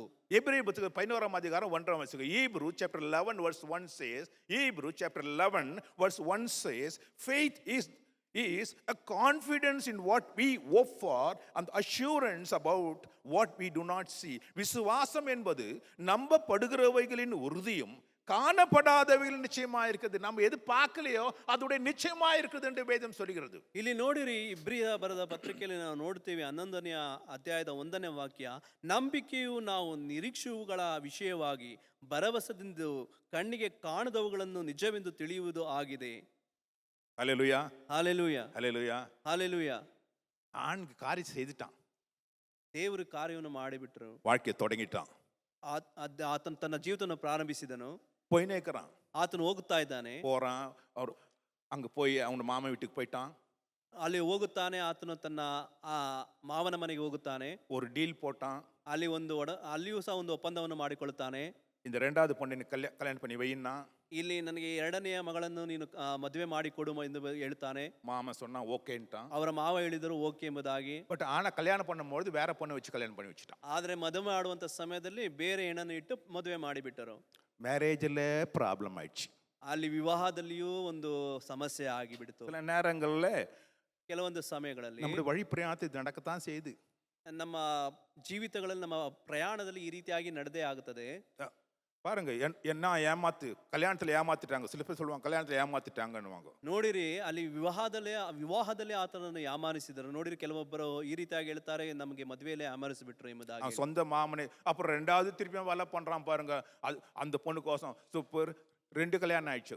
ಮತ್ತೆ ಅವರ ಮಾವನನ್ನೇ ಯಾಮಾರಿಸಿದ್ರು, ಎರಡನೇ ಹೆಣ್ಣಿಗೋಸ್ಕರವಾಗಿ ಮತ್ತೆ ಅಲ್ಲಿ ಕೆಲಸವನ್ನು ಮಾಡುತ್ತಾನೆ ಆತನ ಅಲ್ಲಿ. சரிப்பா வேலையாவது ஒழுங்கா இருக்குதான்னு பார்க்கறோம். ಅಲ್ಲಿ ನೋಡಿರಿ, ನಾವು ಆತನ ಕೆಲಸದಲ್ಲಿ ಆಗಿದ್ರು ನಾವು ನಿಜಸ್ಥರಾಗಿರೋಣ ಎಂಬುದಾಗಿ அவன் ಅಂದುಕೊಳ್ಳುತ್ತಾನೆ. கஷ்டப்பட்டு வேலை பண்றான். ಆತನು ಕಷ್ಟಪಟ್ಟು ಕೆಲಸವನ್ನು ஏன்னா ಮಾಡ್ತಾನೆ. முதல்ல ஒரு அறிக்கை பண்ணிட்டான். அவனை அபிஷேகம் பண்ணிட்டு வந்துட்டான். அவன் என்ன போட்டு அவனை சுத்தப்படுத்தினால அவன் இதை பத்தி கவலைப்படவே இல்லை. அவன் நண்பன் ஆண்டவர் அவர் கூட இருக்கிறான். ஆண்டவர் நிச்சயமா அவனுக்கு உதவி செய்வார் சொல்லி நம்பின்னு வேலைக்கு போறான். ஆனா வேலையிலேயே என்ன டீலு, 10 வாட்டி ஏமாத்திட்டானுங்க. ಅಲ್ಲಿ ನೋಡಿರ ಆತನು ಕಲ್ಲನ್ನು ತೆಗೆದು ಎಣ್ಣೆಯನ್ನು ಅಭಿಷೇಕಿಸಿ ಆತನು ಅದನ್ನು ನಂಬಿಕೊಂಡು ಹಾದು ಬಂದ್ಬಿಡ್ತಾನೆ. ಆತನ ಕೆಲಸವನ್ನು ಪ್ರಾರಂಭಿಸುತ್ತಾನೆ. ಅಲ್ಲಿ ಕೆಲಸವನ್ನು ಮಾಡುವಂತ ಸಮಯದಲ್ಲಿ ಅಲ್ಲೂ ಸಹ 10 ಸಾರಿ ಆತನನ್ನು ಯಾಮರಿಸುತ್ತಾರೆ. ஹல்லேலூயா, ಹಾಲೆಲೂಯಾ, ஹல்லேலூயா. ಹಾಲೆಲೂಯಾ. யோசிச்சு பாருங்க, நான் சில நேரங்கள்ல நமக்கு ஆண்டவர் தான் கூட வராரு, எல்லாம் நம்புறோம் போறோம். ஆனா எல்லா காரியம் ஒழுங்கா நடக்குதா? இல்லை. ಅಲ್ಲಿ ನೋಡಿರಿ, ಕೆಲವೊಂದು ಸಮಯಗಳಲ್ಲಿ ನಾವು ಅನೇಕ ಸಾರಿ ಕೆಲಸವನ್ನು ಮಾಡ್ತೀವಿ, ಅಲ್ಲಿ ದೇವರು ನಮ್ಮ ಸಂಗಡವಾಗಿ ಬರ್ತಾರೆ ಇಲ್ವ ಎಂಬುದಾಗಿ ನಮಗೆ ಒಂದು ಪ್ರಶ್ನಾರ್ಥಕವಾಗಿರುತ್ತದೆ. பிரச்சனை மத்தியில ஆண்டவர் வர்றாருன்னு சொன்னா ஆமா, அங்கேயும் கர்த்தர் வந்துட்டாங்கிறாரு. ಸಮಸ್ಯೆಗಳ ಮಧ್ಯದಲ್ಲಿ ದೇವರು ಬರ್ತಾರೆ ಎಂಬುದಾಗಿ ಹೇಳುವುದಾದ್ರೆ ಹೌದು, ದೇವರು ಅಲ್ಲಿಯೂ ಸಹ ಬರುತ್ತಾರೆ. ஏன்னா அவர் சொல்லுகிறார், நீ போகிற இடமெல்லாம் நான் வரேன்றாரு. ಅಲ್ಲಿ ನೋಡಿರಿ, ಅಲ್ಲಿ ದೇವರು ಹೇಳ್ತಾರೆ, ನೀನು ಹೋಗುವಂತ ಸ್ಥಳವೆಲ್ಲ, ಅದು ಹೋಗುವಂತ ಮಾರ್ಗದೆಲ್ಲ ನಿನ್ನ ಸಂಗಡ ಬರ್ತೀನಿ, உன்னை பாதுகாப்பேன்னு சொன்னாரு. ನಿನ್ನನ್ನು ಕಾಪಾಡುತ್ತೀನಿ ಎಂಬುದಾಗಿ ಹೇಳ್ತಾರೆ. கல்யாணத்துல ப்ராப்ளம் ஆச்சு. ಅಲ್ಲಿ ವಿವಾಹದಲ್ಲಿ ಸಮಸ್ಯೆ ಆಯಿತು. அவன் பிசினஸ்ல மாமா சொல்லிட்டான், ஃபர்ஸ்ட் டே எல்லாம் டாட்டட் ஒன் எல்லாம் நீ எடுத்துக்கோனா, ಅಲ್ಲಿ இதெல்லாம் எழுதுனா இதுங்களை ஆடுகளை பிரித்து வைக்கும்பொழுது ಅಲ್ಲಿ ಬಿಸ್ನೆಸ್ ಅಲ್ಲೂ ಸಹ ಆತನಿಗೆ ಲಾಸ್ ಆಗುತ್ತದೆ. ಅಲ್ಲಿ ನೋಡಿದ್ರೆ ಆತನು ಕುರಿ ಮೇಯಿಸುತ್ತಿರುವಂಥ ಸಮಯದಲ್ಲಿ ಚುಕ್ಕಿ ಇರುವಂಥದ್ದೆಲ್ಲ ನಿನಗೆ, ಚುಕ್ಕಿ ಇಲ್ಲದಿರುವಂಥದ್ದೆಲ್ಲ ನನಗೆ ಎಂಬುದಾಗಿ ಹೇಳಿ ಅಲ್ಲಿಯೂ ಸಹ ಯಾಮಾರಕ್ಕೆ ಒಳಪಡುತ್ತಾನೆ. அடுத்த வாட்டி பார்க்கலாம், இதெல்லாம் வேண்டாம், உனக்கு ஸ்டைப்பா இருக்கிறது மட்டும் நீ எடுத்துக்கோ, இதெல்லாம் எழுந்து. அப்படி ஒவ்வொரு வாட்டியும் ஏதாவது சொல்லி சொல்லி சொல்லி ஏமாத்த பார்த்து நிற்கிறான் அந்த மாமன். ನಂತರವಾಗಿ ಗೆರೆ ಇರುವುದೆಲ್ಲ ಇದರ ಚುಕ್ಕಿ ಇರುವುದು ಬೇಡ, ಗೆರೆ ಇರುವುದೆಲ್ಲ ನಿನಗೆ, ಇಲ್ಲದಿರುವುದೆಲ್ಲ ನನಗೆ ಎಂಬುದಾಗಿ ಹೇಳಿ ಆತನ ಮಾವ ಆತನನ್ನು ಸಾಧ್ಯವಾದಷ್ಟು ಯಾಮಾರಿಸಿಕೊಂಡು ಬರ್ತಾ ಇದ್ದಾನೆ. அந்த நேரத்துல ஆண்டவர் அவனோடு கூட இருந்தாரா? ಆ ಸಮಯದಲ್ಲಿ ದೇವರು ಯಾಕೋಬನ ಸಂಗಡವಾಗಿದ್ದಾರ? கல்யாணத்தின் பிரச்சனையிலே ஆண்டவர் அவனோடு கூட இருந்தாரா? ಮದುವೆಯ ಸಮಯದಲ್ಲಿ ದೇವರು ಆತನ ಸಂಗಡವಾಗಿದ್ದಾರ? பிசினஸ்ல அவன் மோசம் போகிற பொழுது கர்த்தர் ಅವನோடு கூட இருந்தாரா? ಬಿಸ್ನೆಸ್ ನಲ್ಲಿಯೂ ಆತನ ವ್ಯವಹಾರದಲ್ಲಿಯೂ ಆತನು ಮೋಸ ಹೋಗುವಂತ ಸಮಯದಲ್ಲಿ ಆತನ ಸಂಗಡವಾಗಿದ್ದಾರ? அவனை பாதுகாத்து அவனுக்கு அது லாபமாய் மாற்றினாரா? ದೇವರು ಆತನ ಕಾಪಾಡಿ ಲಾಭಕರವಾಗಿ ಮಾಡಿದರ? யாக்கோபு கேட்டா ஆமான்னு சொல்றான். ಆದರೆ ಯಾಕೋಬನು ನೋಡಿ ಕೇಳುವುದಾದ್ರೆ ಹೌದು ಎಂಬುದಾಗಿ ಹೇಳುತ್ತಾನೆ. ஜெனிசிஸ் புத்தகத்துல 31 அதிகாரம் 6 வசனத்துல, ಅಲ್ಲಿ ಆದಿಕಾಂಡ 31 6 வாக்கிய 31 6ನೇ ವಾಕ್ಯದಲ್ಲಿ இங்க சொல்றான் பாருங்க, வைஃப் கிட்ட சொல்றான், என்னால் இயன்ற மட்டும் நான் உன் தகப்பனுக்கு ஊழியம் செய்த, உண்மையா ஊழியம் பண்றான் பாருங்க. ಅಲ್ಲಿ ಆತನು ಹೇಳುತ್ತಾನೆ, ನಾನು ನಿಮ್ಮ ತಂದೆಯ ಸೇವೆಯನ್ನು ಸಾಹಸದಿಂದ ಮಾಡಿದ್ದೇನೆ. ஆனால் உன் தகப்பனோ என்னை வஞ்சித்து, அவன் சீட் பண்ணிட்டான், உன் தகப்பன் என்னை வஞ்சித்து என் சம்பளத்தை 10 முறை மாற்றினானா. ನೀವು ಅದನ್ನು ಬಲ್ಲಿರಿ, ಅವನು ಚಪಲಚಿತ್ತನಾಗಿ 10 ಸಾರಿ ನನ್ನ ಸಂಬಳವನ್ನು ಬದಲಾಯಿಸಿ ವಂಚಿಸಿದರು. ನನಗೆ ಕೇಡು ಮಾಡುವುದಕ್ಕೆ ದೇವರು ಅವನಿಗೆ ಅವಕಾಶ ಕೊಡಲಿಲ್ಲ. அவனை கர்த்தர் அனுமதிக்கல. அவன் என்ன பண்றான், ஏமாத்தணும் பண்றான். ஆனால் தேவனாகிய கர்த்தரோ என்னோட கூட இருந்து ஆடுகள் எல்லாம் கலப்புற குட்டி போட செய்தார். எப்ப இவன் இது மாதிரி டாட்டட் ஓனா, ஆண்டவர் அவனுக்கு ஒரு சஜஷன் கொடுக்குறாரு, நீ இப்படி பண்ணு. பார்த்தா குட்டி எல்லாம் அந்த டாட்டா வருது. அடுத்த வழி சொல்றான், ஸ்ட்ரைப்ஸ் உண்டு. ஆண்டவர் சொல்றாரு, ஆலோசனை கொடுக்குறாரு, அப்படியே சொல்றான். அப்படின்னு பார்த்தா எல்லாம் ஸ்ட்ரைப்ஸாவே வருது. பாருங்க, கர்த்தரனோட கூட இருந்து எல்லாவற்றையும் லாபமாய் மாற்றினார் என்று சொல்றான். ಅಲ್ಲಿ ನೋಡಿರಿ, ಅಲ್ಲಿ ಚುಕ್ಕಿ ಉಳ್ಳವುಗಳನ್ನು ನಿನ್ನ ಸಂಬಳಕ್ಕೆ ತೆಗೆದುಕೋ ಎಂಬುದಾಗಿ ಒಂದು ಸಾರಿ ಹೇಳುತ್ತಾರೆ. ನಂತರವಾಗಿ ರೇಖೆಗಳು ಇರುವುದೆಲ್ಲ ನಿನ್ನ ಸಂಬಳಕ್ಕೆ ತೆಗೆದುಕೋ ಎಂಬುದಾಗಿ ಹೇಳಿ ಅನೇಕ ಬಾರಿ ಯಾಮಾರಿಸುತ್ತಾರೆ. ಆದರೂ ಸಹ ದೇವರು ನನ್ನ ಸಂಗಡವಾಗಿ ಇದ್ದನು ಎಂಬುದಾಗಿ ಹೇಳಿ ಯಾಕೋಬನ ಅಲ್ಲಿ ಆರಿಕೆ ಮಾಡುತ್ತಾನೆ. உன் மேரேஜ்ல கூட இருப்பாரா, உன் பிசினஸ்ல கூட இருப்பாரா, பிரச்சனைகள் வரும் பொழுது, நஷ்டங்கள் ஆகிற பொழுது, தொந்தரவுகள் வருகிற பொழுது கர்த்தர் உனக்கு இருந்து சஜஷன் கொடுப்பாரானா? இங்க யாக்கோபு சொல்றாங்க. ஏன்னா அவன் கண்டினியூஸா ஆண்டவரோட கூட பிரேயர் பண்ணிட்டே இருந்தான். எங்க பார்த்தாலும் அங்க ஒரு ஆல்டர் போடுவோம், ஆண்டவர் போய் ஆண்டவர் சொல்லி இது ஆயிக்குது ஆண்டவர் சொல்லணும். ஓகே டோன்ட் வரி, நான் உனக்கு ஒரு சஜஷன் கொடுக்குறேன். ஆண்டவர் ஒரு சஜஷன் கொடுப்பாரு, அப்படியே தந்து அப்படியே இம்ப்ளிமெண்ட் பண்ணுவோம். இவன் ஆண்டவரோடு கூட அவன் ஜெபிக்கிற ஒரு மனுஷனாய் காணப்பட்டு கொண்டிருந்தான் என்று வேதம் சொல்லுகின்றது. ನೋಡಿರಿ, ಆತನ ವ್ಯವಹಾರಗಳಲ್ಲಿ, ಆತನ ಕಷ್ಟಗಳಲ್ಲಿ, ದುಃಖಗಳಲ್ಲಿ ದೇವರು ಅವರ ಸಂಗಡವಾಗಿದ್ದಾನೆ ಎಂಬುದಾಗಿ ಹೇಳುವಂಥ ಸಮಯದಲ್ಲಿ ಯಾಕೋಬನು ದೇವರ ಸಂಗಡವಾಗಿ ಕಾಣಲ್ಪಟ್ಟನು. ಅದು ಮಾತ್ರವಲ್ಲದೆ ಅಲ್ಲಿ ದೇವರನ್ನು ಆತನು ಯಾವಾಗಲೂ ಆದುಕೊಂಡಿದ್ದನು ಆತನ ಎಲ್ಲಾ ಪರಿಸ್ಥಿತಿಗಳಲ್ಲಿಯೂ ಸಹ. ஹல்லேலூயா, ಹಾಲೆಲೂಯ, ஹல்லேலூயா. ಹಾಲೆಲೂಯ. அடுத்தபடி கவனிக்கிறோம். ನಂತರವಾಗಿ ಗಮನಿಸ್ತೇವೆ, ஒரு நாள் பார்த்தாரு ஆண்டவர், டேய் டைம் ஆச்சு உனக்கு, நீ எழுந்து உன் தகப்பன் வீட்டுக்கு போன்ட்டாரு. ಅಲ್ಲಿ ಒಂದು ದಿನ ಹೇಳಿದ್ರು, ನೀನು ಎದ್ದು ಬಾ, ನಿನಗೆ ಟೈಮ್ ಆಯ್ತು, ನಿನ್ನ ಮನೆಗೆ ಹೋಗ್ಬೇಕೆಂಬುದಾಗಿ ಹೇಳ್ತಾರೆ. அவன் உடனே கிளம்பிட்டான். ಆತನು ತಕ್ಷಣವಾಗಿ ಎದ್ದು ಅಲ್ಲಿಂದ ಹೊರಟು ಹೋದನು. பாருங்க, ஆண்டு சொல்ற கார்த்திகை அப்படியே கீழ்ப்படுறான். ಅಲ್ಲಿ ನೋಡಿರಿ, ದೇವರು ಯಾವ ರೀತಿಯಾಗೆಲ್ಲ ಹೇಳ್ತಾರೋ ಅದೇ ರೀತಿಯಾಗಿ ಆತನು ವಿಧೇಯನಾಗುತ್ತಾನೆ. நம்முடைய வாழ்க்கையில இந்த வருஷத்துல ஆண்டவர் என்ன சொல்றாரு அதை கேட்கணும். ನಮ್ಮ ಜೀವಿತದಲ್ಲೂ ಸಹ ದೇವರು ಏನನ್ನು ಹೇಳ್ತಾರೋ ನಾವು ಅದನ್ನ ಕೇಳಬೇಕು. இல்ல ஆண்டவர் பரவாயில்ல, இப்போ பிசினஸ் ரொம்ப நல்லா இருக்குது, இந்த பிசினஸ் நான் கண்டினியூ பண்ணிக்கிறேன், இந்த 2 ஒய்ஃப்க்கு ஒன்றுக்கு 2 ஒய்ஃப் இருக்கிறாங்க, பரவாயில்ல, நல்ல கம்ஃபர்ட்டாக இருக்குது, இந்த இடம் ரொம்ப நல்லா இருக்குது, நான் I am use to this place. Hello, ஆண்டு சொல்றாரு, இல்லை நீ கிளம்பு, இங்கேருந்து கிளம்பிடு, உனக்கு நீ போகணும், back to your father's house.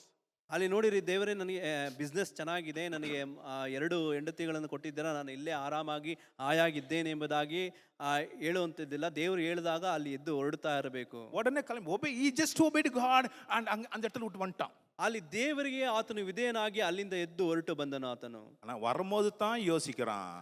ಆದ್ರೆ ಬರುವಾಗ ಆತನು ಯೋಚನೆ ಮಾಡೋದಕ್ಕೆ ತೊಡಗುತ್ತಾನೆ. ஐயோ, இப்போ நான் எங்க போய் நிற்கிறேன், ಅಯ್ಯೋ, ನಾನು ಎಲ್ಲಿಗೆ ಹೋಗುತ್ತಾ ಇದ್ದೇನೆ, என் தகப்பன் வீட்டுக்கு போய் நிற்கிறேன், ನನ್ನ ತಂದೆಯ ಮನೆಗೆ ನಾನು ಹೋಗ್ತಾ ಇದ್ದೇನೆ. எதுக்கு அங்கேருந்து ஓடி வந்தேன், ಯಾವುದಕ್ಕೋಸ್ಕರ ಅಲ್ಲಿಂದ ನಾನು ಓಡಿ ಬಂದೆ, என்ன சாவடிக்கும்படியாக என்னுடைய அண்ணன் அங்க காத்து நிற்கிறான். ನನ್ನನ್ನು ಸಾಯಿಸಲಿಕ್ಕೆ ನನ್ನ ಅಣ್ಣ ಅಲ್ಲಿ ಕಾಯ್ತಾ ಇದ್ದಾನೆ. மறுபடியுமா நான் அங்க போனேன்னா கட்டாயம் வெட்டி போட்டுருவான் என்ன. ಮತ್ತೆ ನಾನು ಅಲ್ಲಿ ಹೋದ್ರೆ ನಿಶ್ಚಯವಾಗಿ ಆತನನ್ನು ಕೊಂದೇ ಬಿಡುತ್ತಾನೆ ಎಂಬುದಾಗಿ ಹೇಳಿ ಗೊಂದಲದೊಂದಿಗೆ ಬರ್ತಾ ಇದ್ದಾನೆ. ஆண்டவர்ட்ட ஒரு பிரேயர் வைக்கிறான். ಅಲ್ಲಿಯೂ ಸಹ ದೇವರಿಗೆ ಒಂದು ಪ್ರಾರ್ಥನೆ ನೀಡುತ್ತಾನೆ. ஆண்டவர் உனக்கு தெரியும், ದೇವರೇ ನಿನಗೆ ಗೊತ್ತು, என் அண்ணன் என்ன சாவடிச்சிடுவான், ನನ್ನ ಅಣ್ಣನನ್ನು ಸಾಯಿಸಿಬಿಡ್ತಾನೆ ಎಂಬುದಾಗಿ ಹೇಳಿ. ஆனா நீங்க சொன்னீங்க, he is just repeating the same word. ಆದರೆ ಅಲ್ಲಿ ಆತನು ಮತ್ತೆ ಅದೇ ವಾಕ್ಯವನ್ನು ದೇವರಿಗೆ ಜ್ಞಾಪನ ಪಡಿಸ್ತಾ ಇದ್ದಾನೆ. ದೇವರೇ, ನೀ ನನಗೆ ಹೇಳಿದ್ದೀಯಾ, என்னோடு கூட இருந்து, ನೀ ನನ್ನ ಸಂಗಡವಾಗಿದ್ದು, போகிற இடமெல்லாம் இருந்து, ಹೋಗುವಂತ ಸ್ಥಳದಲ್ಲೆಲ್ಲ ಇದ್ದು, என்னை பாதுகாத்து, ನನ್ನನ್ನು ಕಾಪಾಡಿ, மறுபடியும் என் தகப்பன் வீட்டுக்கு கொண்டு வருவேன் நீங்க சொன்னீங்களே, ಮತ್ತೆ ನನ್ನ ತಂದೆಯ ಮನೆಗೆ ನೀನು ಕರೆತರ್ತೀಯ ಎಂಬುದಾಗಿ ಹೇಳಿದ್ದೀಯಲ್ಲವಾ. இப்போ நான் வந்து இருக்கிறேன், ಈಗ ನಾನು ಬರ್ತಾ ಇದ್ದೇನೆ, உன் வார்த்தையை கேட்டு, ನಿನ್ನ ಮಾತನ್ನು ಕೇಳಿ. ஆனா பயம் எனக்கு இருக்குது, ಆದ್ರೆ ಭಯವು ನನ್ನಲ್ಲಿ ಇದೆ. என் அண்ணன் நிச்சயமா வந்து கொலை பண்ணி போட்டு போறான். ನನ್ನ ಅಣ್ಣ ನಿಶ್ಚಯವಾಗಿ ಬಂದು ನನ್ನ ಕೊಲೆ ಮಾಡಿಬಿಡ್ತಾನೆ. அன்னைக்கு பார்த்து ஒருத்தன் ஓடி வந்து சொல்றான், உங்க அண்ணன் சாதாரண ஆள் இல்லையா, நீ வரேன்னு தெரிஞ்சவன 400 பேரோட பட்டாளத்து ஆளுங்களோட கூட்டின்னு குதிரையில வந்து நிற்கிறான், 400 பேர் குதிரையில உன்னை சாவடிக்கோசம் வந்து நிற்கிறான்னு வேற சொல்லிட்டானுங்க. ಅಲ್ಲಿ ಒಬ್ಬನು ಓಡಿ ಬಂದು ಯಾಕೋಬನಿಗೆ ಈ ರೀತಿಯಾಗಿ ಹೇಳ್ತಾ ಇದ್ದಾನೆ, ನೀನು ಬರ್ತಾ ಇದೆಯಾ ಎಂಬುದಾಗಿ ನಿನ್ನ ಅಣ್ಣನಿಗೆ ತಿಳಿದಿದೆ, ಆತನ 400 ಜನನ ಅಲ್ಲಿ ಹಿಡಿದುಕೊಂಡು 400 ಜನದೊಂದಿಗೆ ನಿನ್ನನ್ನು ಹಿಡಿದು ಆತನ ಸಾಯಿಸೋದಕ್ಕೆ ಅಲ್ಲಿ ಕಾಯ್ತಾ ಇದ್ದಾನೆ ಎಂಬುದಾಗಿ ಹೇಳ್ತಾನೆ. ಆ ಭಯ ಒಂದು ಯಾಕೋಬನಿಗೆ ಹಿಡಿದುಕೊಂಡಿದೆ ಈಗ. ஆனால் என்ன பண்றான், ಆದ್ರೂ ಸಹ ಆತನ ಏನ್ சில ಮಾಡ್ತಾನೆ, நேரங்கள்ல இப்படிப்பட்டதான பிரச்சனை, போராட்டம், பயம், கலக்கம் வரும்போது இவன் அப்படியே அமர்றான் ஆண்டவரத்துல. ஆண்டவரே, இதெல்லாம் இருக்குது, நான் என்ன செய்யறதும் ஆண்டவரேன்னு சொல்லி ஆண்டவரத்துல போராட ஆரம்பிக்கின்றான். ಅಲ್ಲಿ ಕೆಲವೊಂದು ಸಮಯಗಳಲ್ಲಿ ಕಷ್ಟ ದುಃಖಗಳು ಅಲ್ಲಿ ಆತನಿಗೆ ಬರುವಂತ ಸಮಯದಲ್ಲಿ ಆತನು ಏನ್ ಮಾಡ್ತಾನೆ, ದೇವರ ಸಂಗಡವಾಗಿ ಅಂಗಲಾಚುತ್ತಾ ಇದ್ದಾನೆ, ಪ್ರಾರ್ಥನೆ ಮಾಡ್ತಾ ಇದ್ದಾನೆ, ದೇವನೇ ಇದರಿಂದ ನನಗೆ ಸಹಾಯ ಮಾಡು ಎಂಬುದಾಗಿ ಹೇಳಿ. ஆண்டவர் அவன் எண்ணி பார்க்கறான், அவன் கர்த்தர் செய்த நன்மையெல்லாம் எண்ணி பார்க்கறான். ಆ ಸಮಯದಲ್ಲಿ ದೇವರು ಆತನಿಗೆ ಮಾಡಿದಂತ ಉಪಕಾರಗಳನ್ನೆಲ್ಲ ಸ್ಮರಿಸಿ ನೋಡ್ತಾ எப்போ ಇದ್ದಾನೆ. ஒரு மனுஷன் ஆண்டவருக்கு தேங்க்ஸ் சொல்றானோ, ಯಾವಾಗ ಒಬ್ಬ ಮನುಷ್ಯನು ದೇವರಿಗೆ ಕೃತಜ್ಞತೆಯನ್ನು ಏರ್ಪಡಿಸುತ್ತಾನೋ, அவனுடைய எதிர்காலமும் ஆசீர்வதிக்கப்படும். ಆತನ ಭವಿಷ್ಯತ್ ಕಾಲವೂ ಸಹ ಆಶೀರ್ವಾದ ಹೊಂದುತ್ತದೆ. இதெல்லாம் நான் வெறும் கையோட போனேன் ஆண்டவரೇ, ಇದೆಲ್ಲ ನಾನು ಬರೀ ಕೈಯಿಂದ ಹಾದು ಹೋದೆ ದೇವರೇ. ஆனால் வருகிற பொழுதோ ಆದ್ರೆ ಬರುವಂತ ಸಮಯದಲ್ಲಿ இத்தனை பிள்ளைங்க, எவ்வளவு ஆடு, ಇಷ್ಟು ಮಕ್ಕಳು, ಎಷ್ಟೋ ಕುರಿ ದನಗಳನ್ನ, இதெல்லாம் நீங்க கொடுத்துதான், ಇದೆಲ್ಲ ನೀನು ಕೊಟ್ಟಿದ್ದೆ. இப்பொழுது நான் என் தகப்பன் வீட்டுக்கு போய் கொண்டிருக்கின்றேன். ಈಗ ನನ್ನ ತಂದೆಯ ಮನೆಯ ಬಗ್ಗೆ ನಾನು ಹಾದು ಹೋಗುತ್ತಾ ಇದ್ದೇನೆ. என் சகோதரனாகிய ஏசாவின் கைக்கு என்னை தப்பிவியும் என்று சொல்லி அவன் ஜெபிக்க ஆரம்பிக்கின்றான். ನನ್ನ ಅಣ್ಣನಾದ ಏಸಾವನ ಕೈಯಿಂದ ನನ್ನ ತಪ್ಪಿಸು ಎಂಬುದಾಗಿ ಆತನು ಪ್ರಾರ್ಥನೆ ಮಾಡ್ತಾ ಇದ್ದಾನೆ. ஒரு இரவெல்லாம் போராடுறான். ಆತನು ಒಂದು ರಾತ್ರಿಯೆಲ್ಲ ಆತನು ಹೋರಾಡುತ್ತಾನೆ.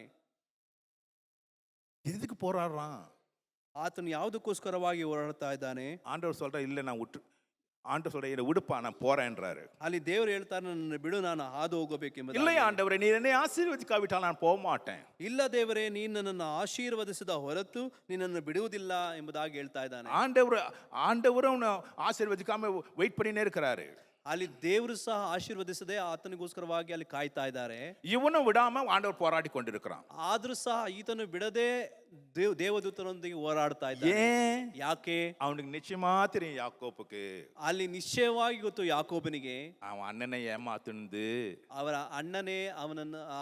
ಅಣ್ಣನನ್ನೇ ನಾನು ಯಾಮಾರಿಸಿದೆ, அங்க தகப்பனை ஏமாத்துறது, ನನ್ನ ತಂದೆಯನ್ನು ನಾನು ಯಾಮಾರಿಸಿದೆ. இந்த பாவெல்லாம் அவன் கண் முன்னால வந்து நிக்குது. ಆ ಪಾಪವೆಲ್ಲ ಆತನ ಕಣ್ಣ ಮುಂದೆ ಬಂದು ನಿಂತಿದೆ. ஆண்டவர் அவனுக்கு நினைப்புல கொண்டு வராரு. ಆ ದೇವರು ಆತನ ನೆನಪಿಗೆ ಎಲ್ಲವನ್ನು ಕೊಂಡು ತರುತ್ತಾರೆ.